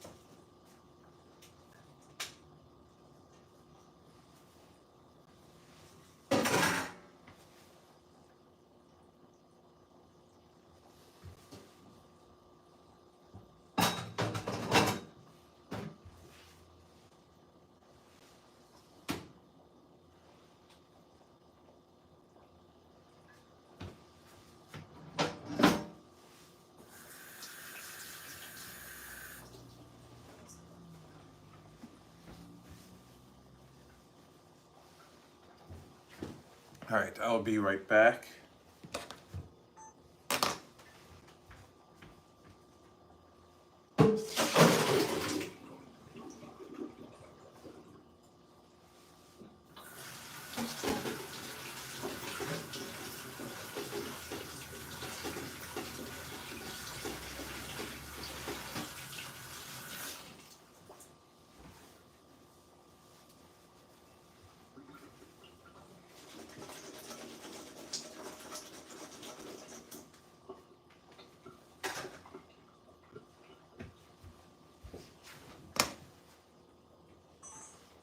All right, I need to set up my stove once again. We're at the home stretch, ladies and gentlemen.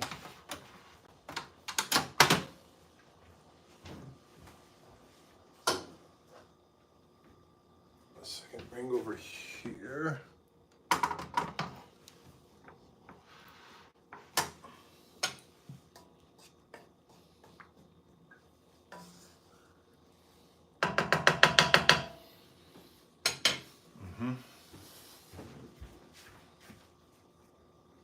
Camera I can bring back. I need to set back up over here because this is the part where I add the taro root to the to the soup.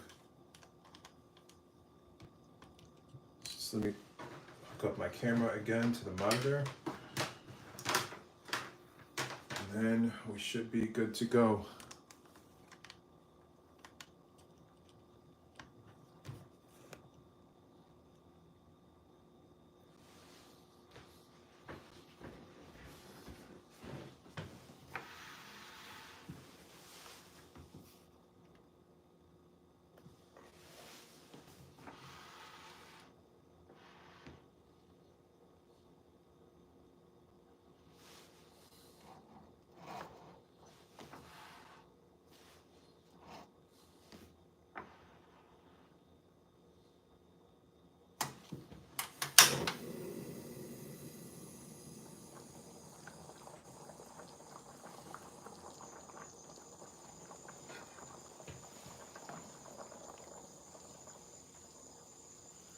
Give this a nice little stir. All right, do I have any recording lines that I need to do? Wash it well, it takes about 10 to 15 minutes. Wash it. Takes about 10 to 15 minutes. 10 to 15 minutes for the taro roots to become fork tender.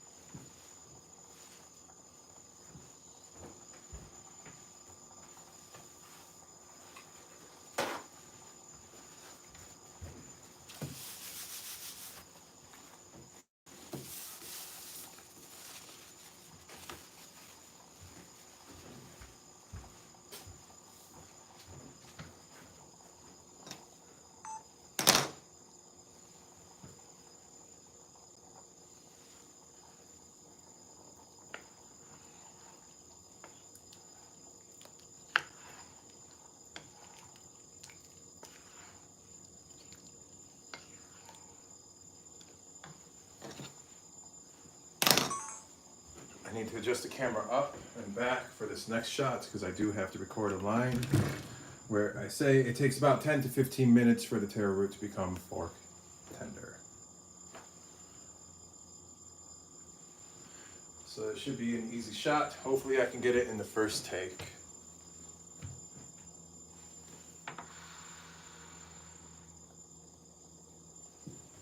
I need to adjust the camera angle.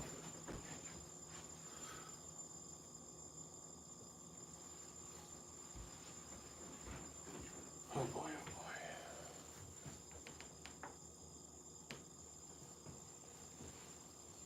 It takes about 10 to 15 minutes for the taro root to become fork tender.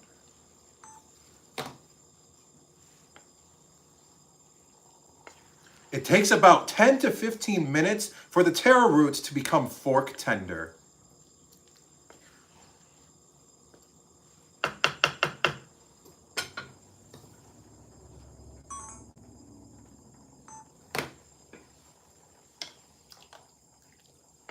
It takes about 10 to 15 minutes for the taro roots to become fork tender.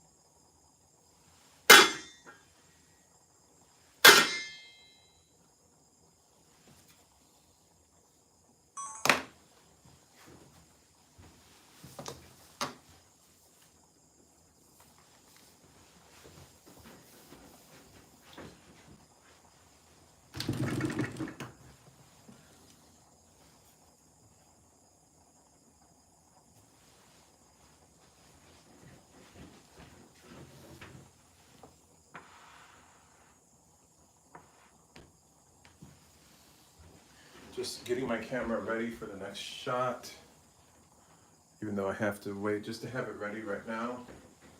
I can turn off that camera so that way it does not overheat because it's already done that 4 times today during this live.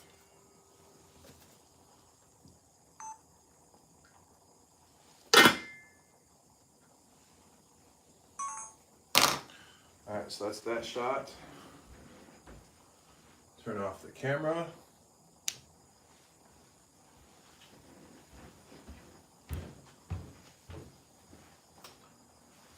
Alright, so we have 10 to 15 minutes. So basically at 8 o'clock at the, well, it's 7:50, so it's 8:50 because I never reset my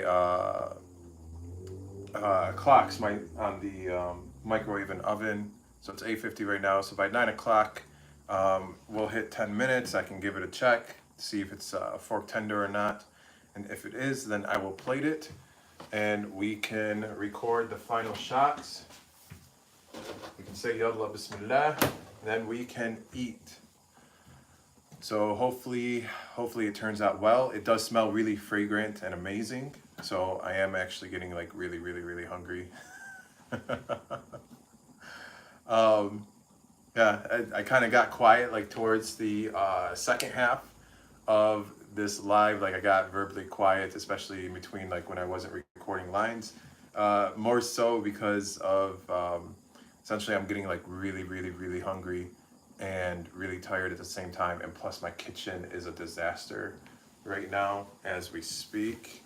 Um, I should clean some of this up while we have the time to. So actually that is what I'm going to do because I have absolutely no counter space at all whatsoever.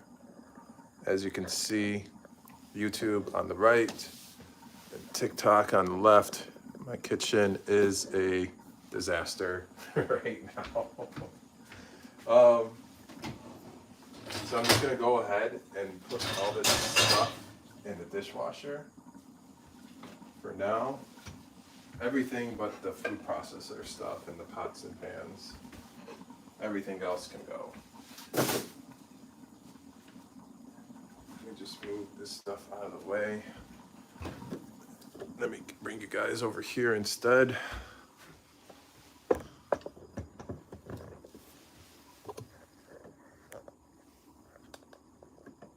All right.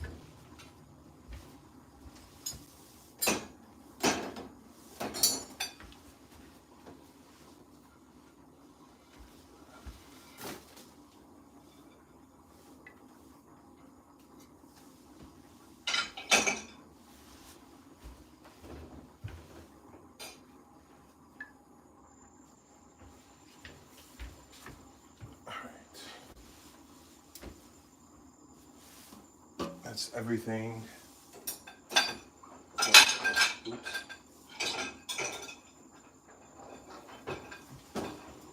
That's everything for the dishwasher.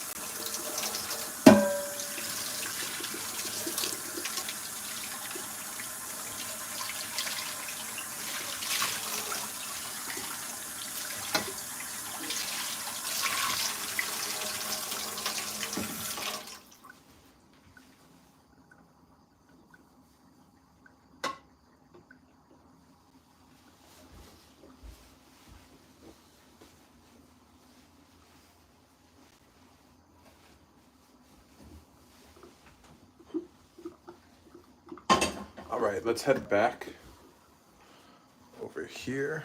It's been about like 12 minutes or so. So let's go ahead and check on the Olas and see how it goes, how it is.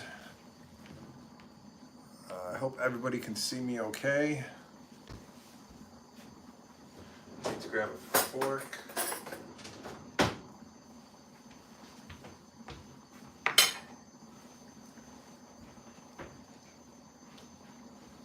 Need to turn on this camera as well.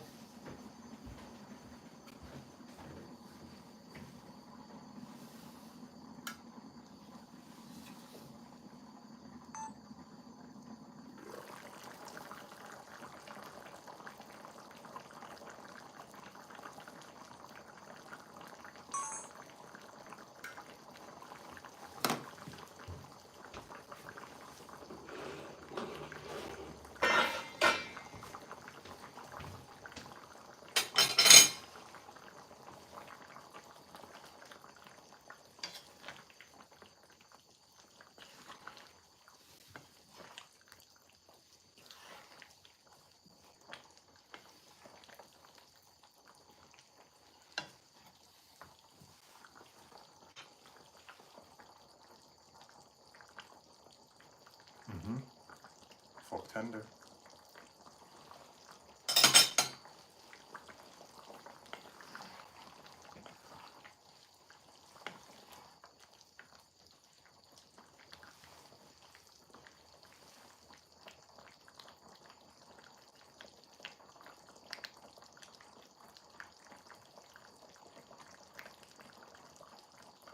Yalla bismillah.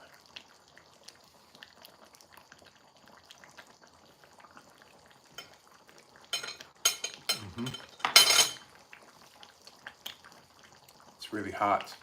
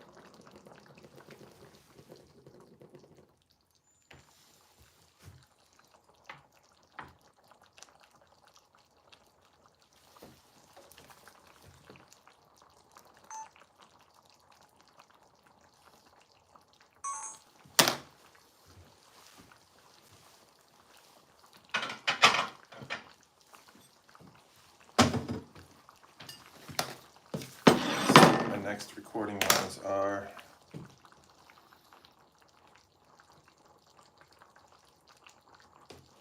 okay, I finished that one. That's a rentable. Okay. So all I have to do is just plate it. And then I give my final recording lines, like for my intro and for my outro. There's probably going to be some yelling involved. Then I say Yalla Bismillah, and it's time to eat. So let's go ahead and get this plated.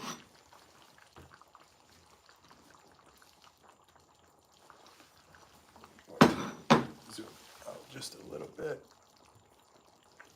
for this part.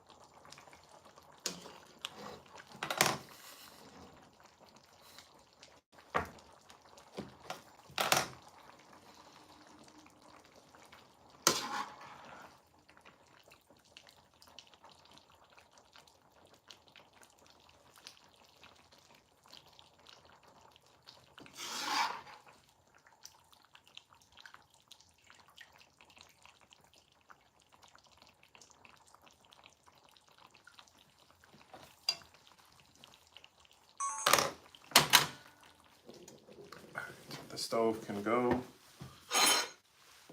So can all of this nonsense. Just going to temporarily set this behind me.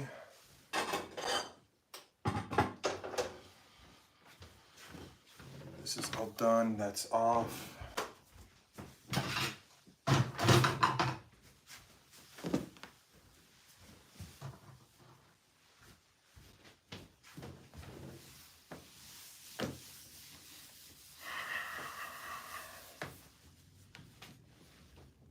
What is happening? Okay.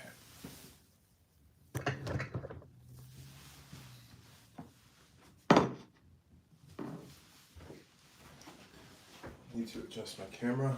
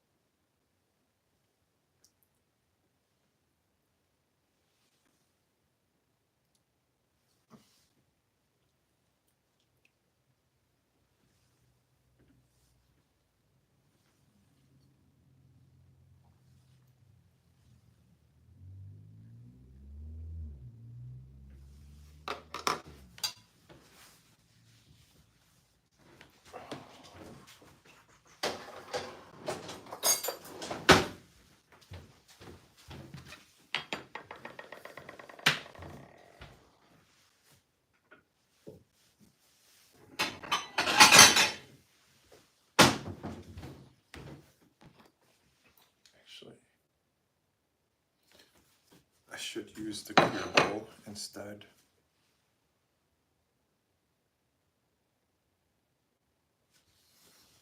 I don't know why I didn't think of that.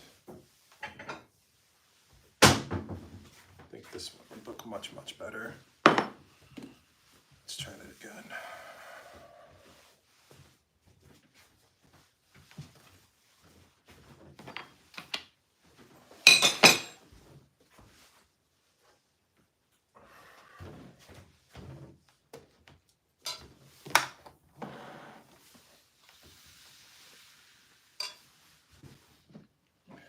This can all go back in here in the main pot. I don't know why I didn't think of this. Whatever, it is what it is.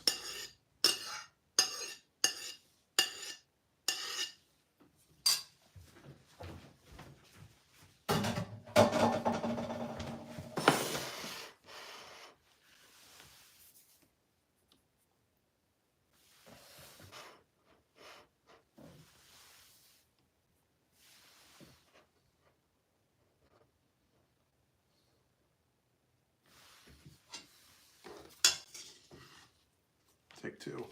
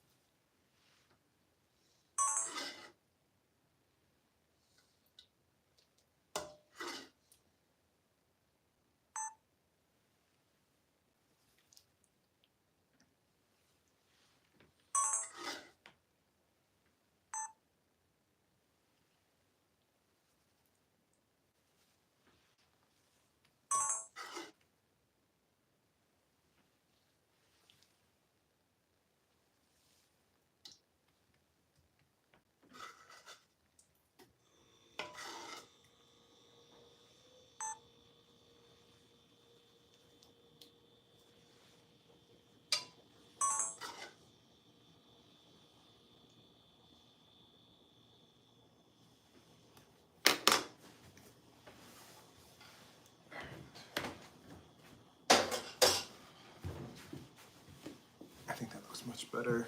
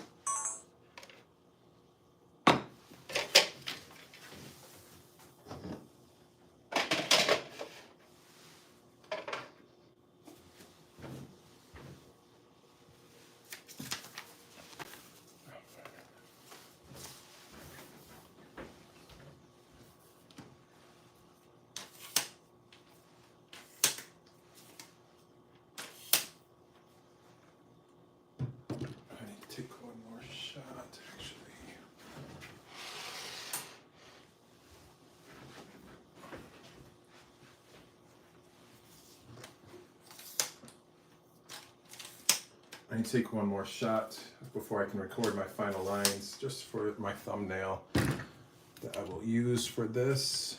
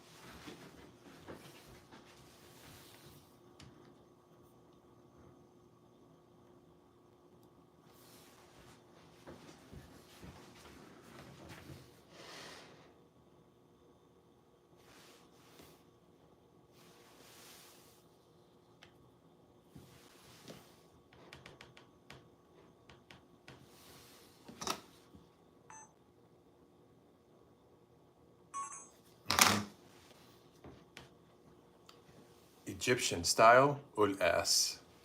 Egyptian style Olas.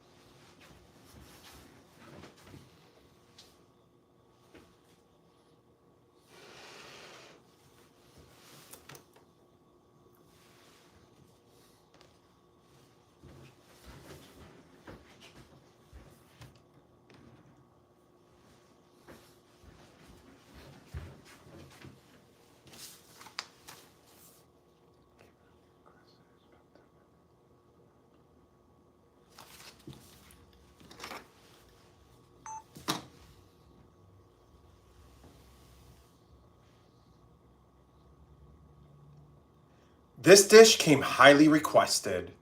It is about time I made this lahma. Okay, let's review it. It should be okay, I think, I hope. So we can move on to the next shot.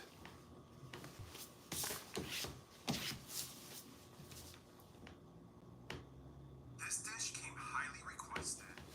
It is about time I made this lahma.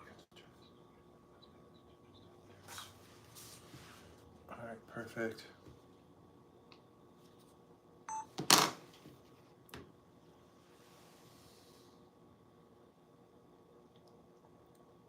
You have to try this Egyptian food. Let's make this Egyptian-style taro root soup. Let's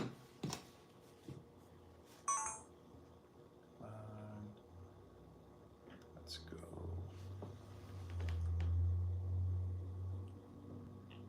Okay, the lahma's in focus. You have to try this Egyptian food. Let's make this Egyptian-style taro root soup. Good to go. On to the next one. The proper way to...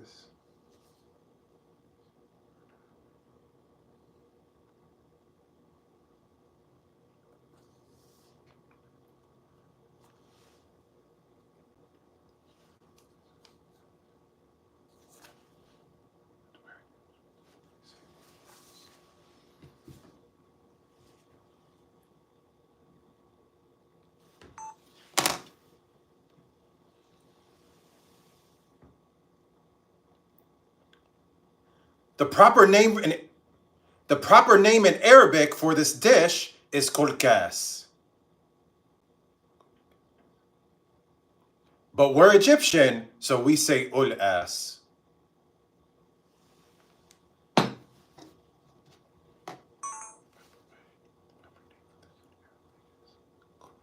The proper name for this in Arabic is kurkas, but we're Egyptian, so we call it Olas.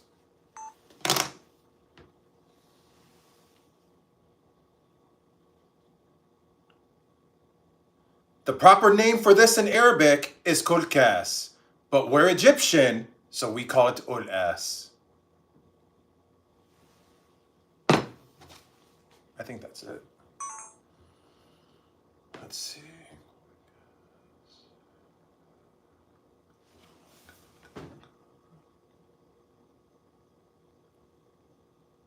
The proper name for this in Arabic is kurkas, but we're Egyptian, so we call it Olas.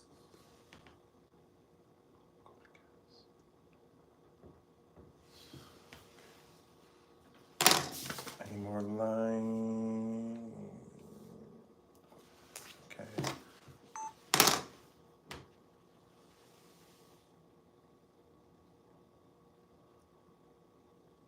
Yalla bismillah.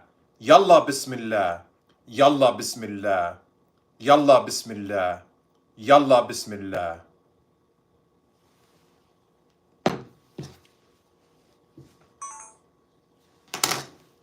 Here you go, ladies and gentlemen. Here you go, YouTube, since you're closer to me. Egyptian style ul S. Yalla bismillah. Here you go, TikTok. Egyptian style ul S. Yalla bismillah. Oh boy.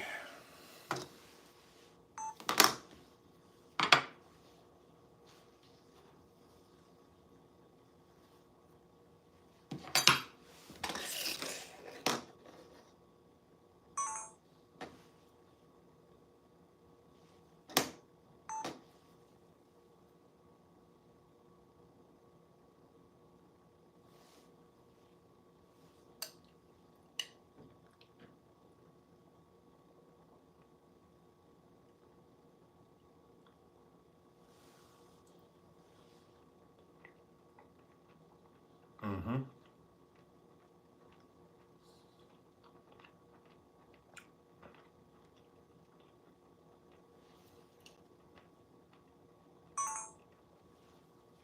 This is absolutely incredible. Mm-hmm.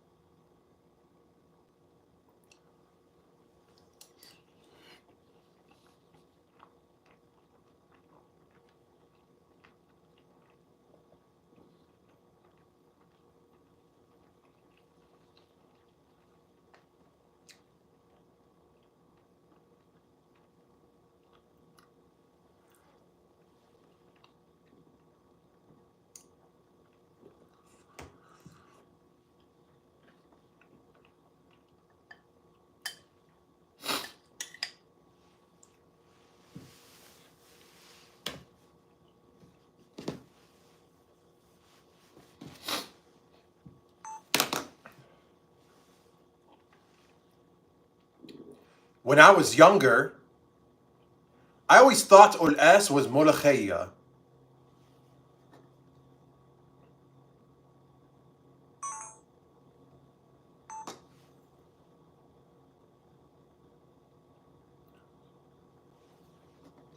I need to say it to where it makes sense, to where when I edit and cut the shots, it all flows together, because I didn't write this part down.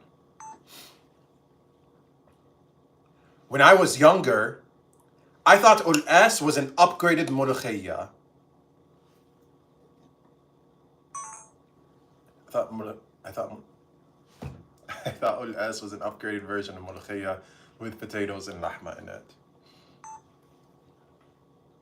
When I was younger, I always thought Olas was an upgraded version of ملوخية with potatoes and lahma in it.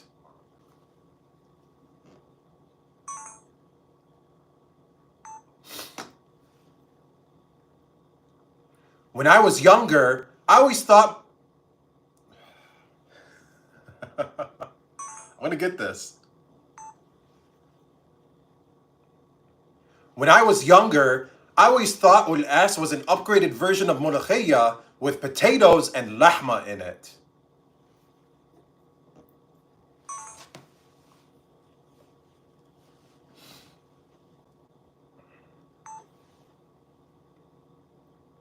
Then I would start eating it and realize, this is not ملوخية.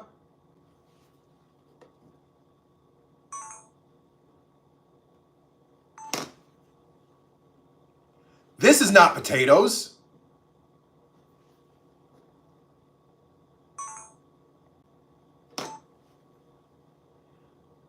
And we need more lahma.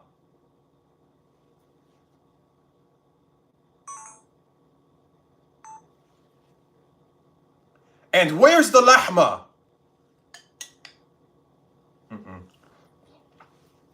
I'll keep it at, and we need more lahma.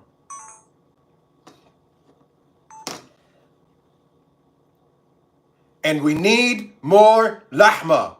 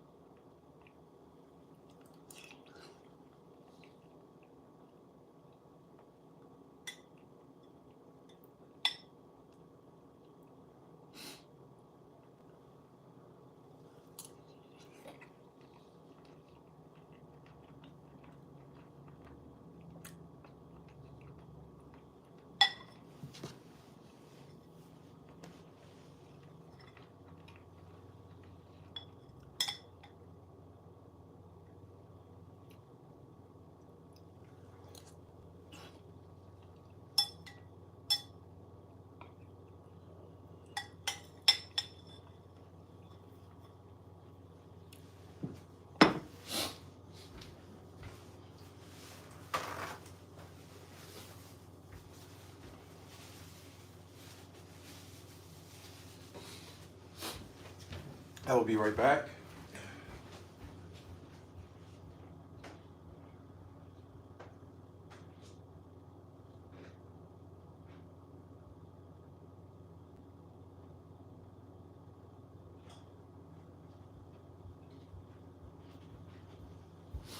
I have to grab my charger for my phone.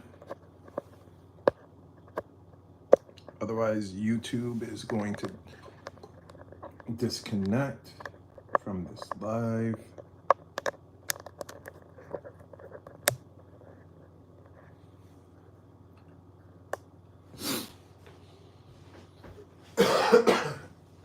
Excuse me.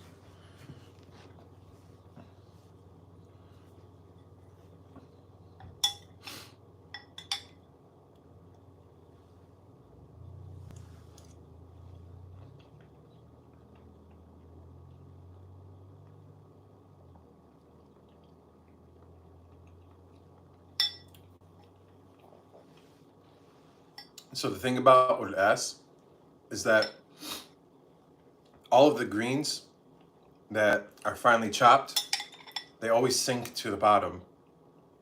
And they sink to the bottom very quickly. So the top of the bowl, like as you're eating it, it's more so you get like, you know, specks of the green, of the fine greens, which is essentially a mixture of the Swiss chard, the parsley and cilantro, those three leafy vegetables. So at the top of the bowl, you're more so getting like primarily broth with the taro or the lahma. But then as you get closer to the bottom, that's where it becomes thicker and you have more of the greens.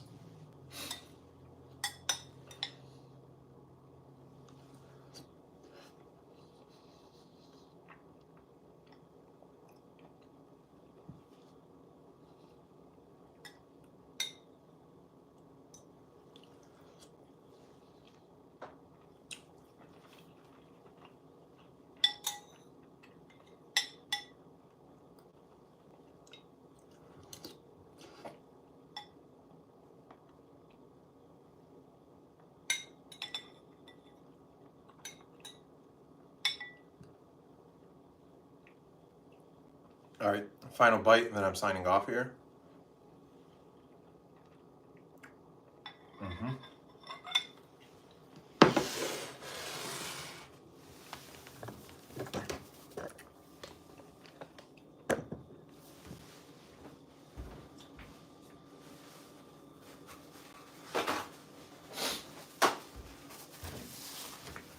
All right, ladies and gentlemen,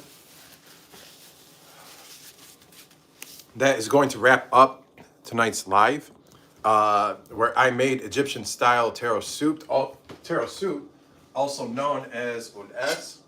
Here is the giant, it's not hot. So here we go, YouTube. Here you go, TikTok. So this is what I made today. In today's live, Egyptian style taro soup, also known as olas in Egyptian culture, or korkas in is the proper way to say it in Arabic, but in Egyptian dialect, it is pronounced olas. So the recipe video will will post to my page. What's today, Wednesday? It's looking like Friday is when I will post it, because tomorrow I have a different video that we'll be posting. It's more so a rebuttal or response video. Yeah, so tomorrow will be a response video that I will be posting to one of the DMs I received from somebody on Instagram. I don't know, it just sparked a little bit of inspiration in me to say a few words. So that will be tomorrow's video. Friday's video will be this taro root soup video. I also have what's coming up next as well too. I'm at the tail end of my pickled lemon recipe video. So here, let me take it out of the fridge so you guys can have a sneak peek of how it looks so far.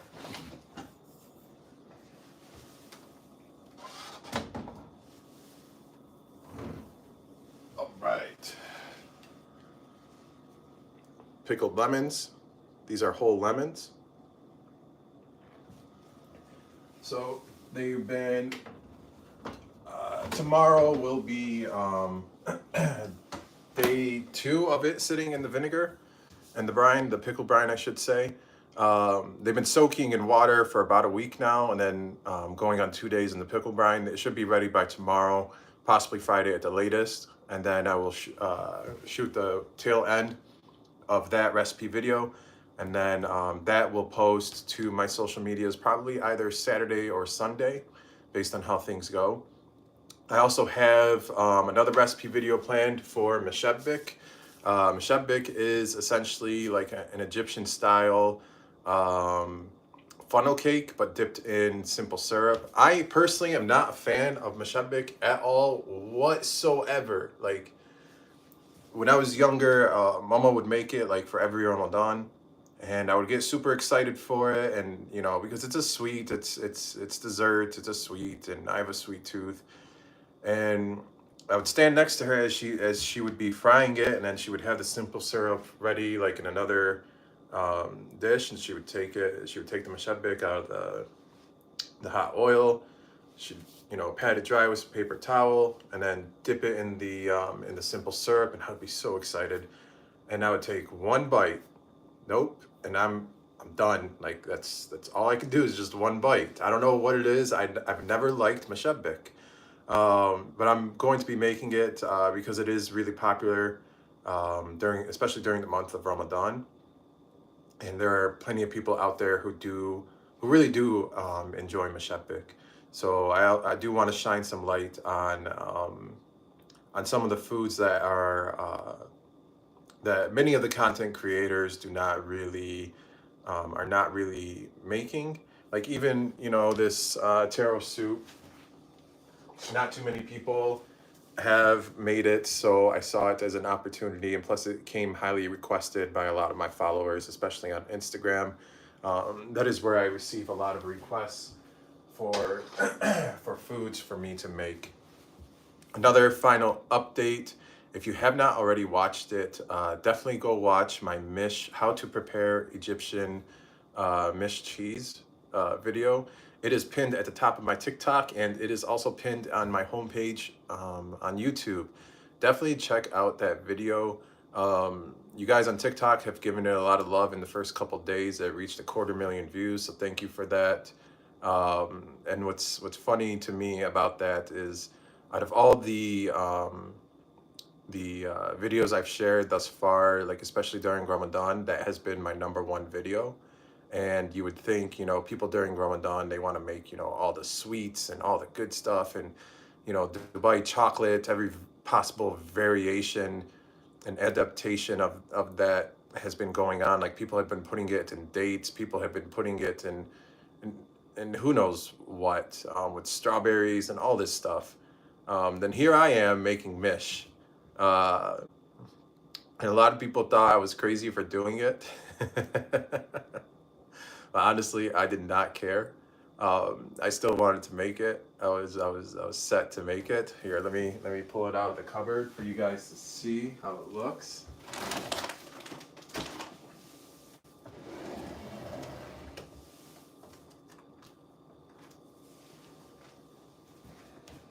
I'm not going to open it because this recipe does take a year, at least a year, for it to just sit there and allow the cheese to ferment.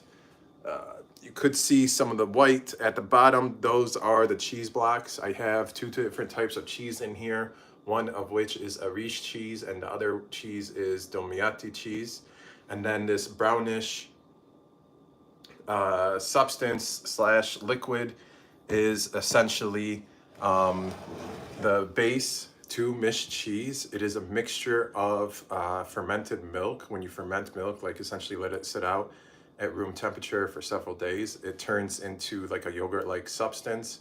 So I took that yogurt from the fermented milk and combined it with caramelized milk solids, also known as morta in Egyptian culture. You combine those two ingredients together and you get this brownish-like substance. You completely cover the cheese in it, and you just let it, and you forget about it. You just let it sit, put it in a nice, cool, dark corner somewhere, and just let it ferment And like any cheese, the more it ages, the better it will taste. So this will essentially be my annual video where each year I come back to it. I take a piece out, I prepare it, I show you how to prepare it, I eat it, and then I add more cheese to this based on how things are going. So let's go ahead and put this away.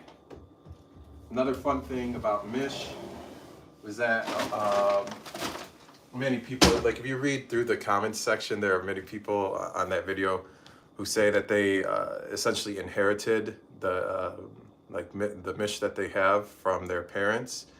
And it literally is like a treasure. And there are a lot of people who do not like mish, but there are those like myself who absolutely love it. But it is like a hidden gem or a hidden treasure to those who love it. So yeah, so definitely go check out that video. Give it some love, even if you don't like mish cheese, and even if you're never going to try it, at least you'll learn something. Hopefully you learned something from that video. But anyways, thank you all for joining in on tonight's live where I made Egyptian style taro soup, also known as Olas in Egyptian culture. Thank you all and have a good night.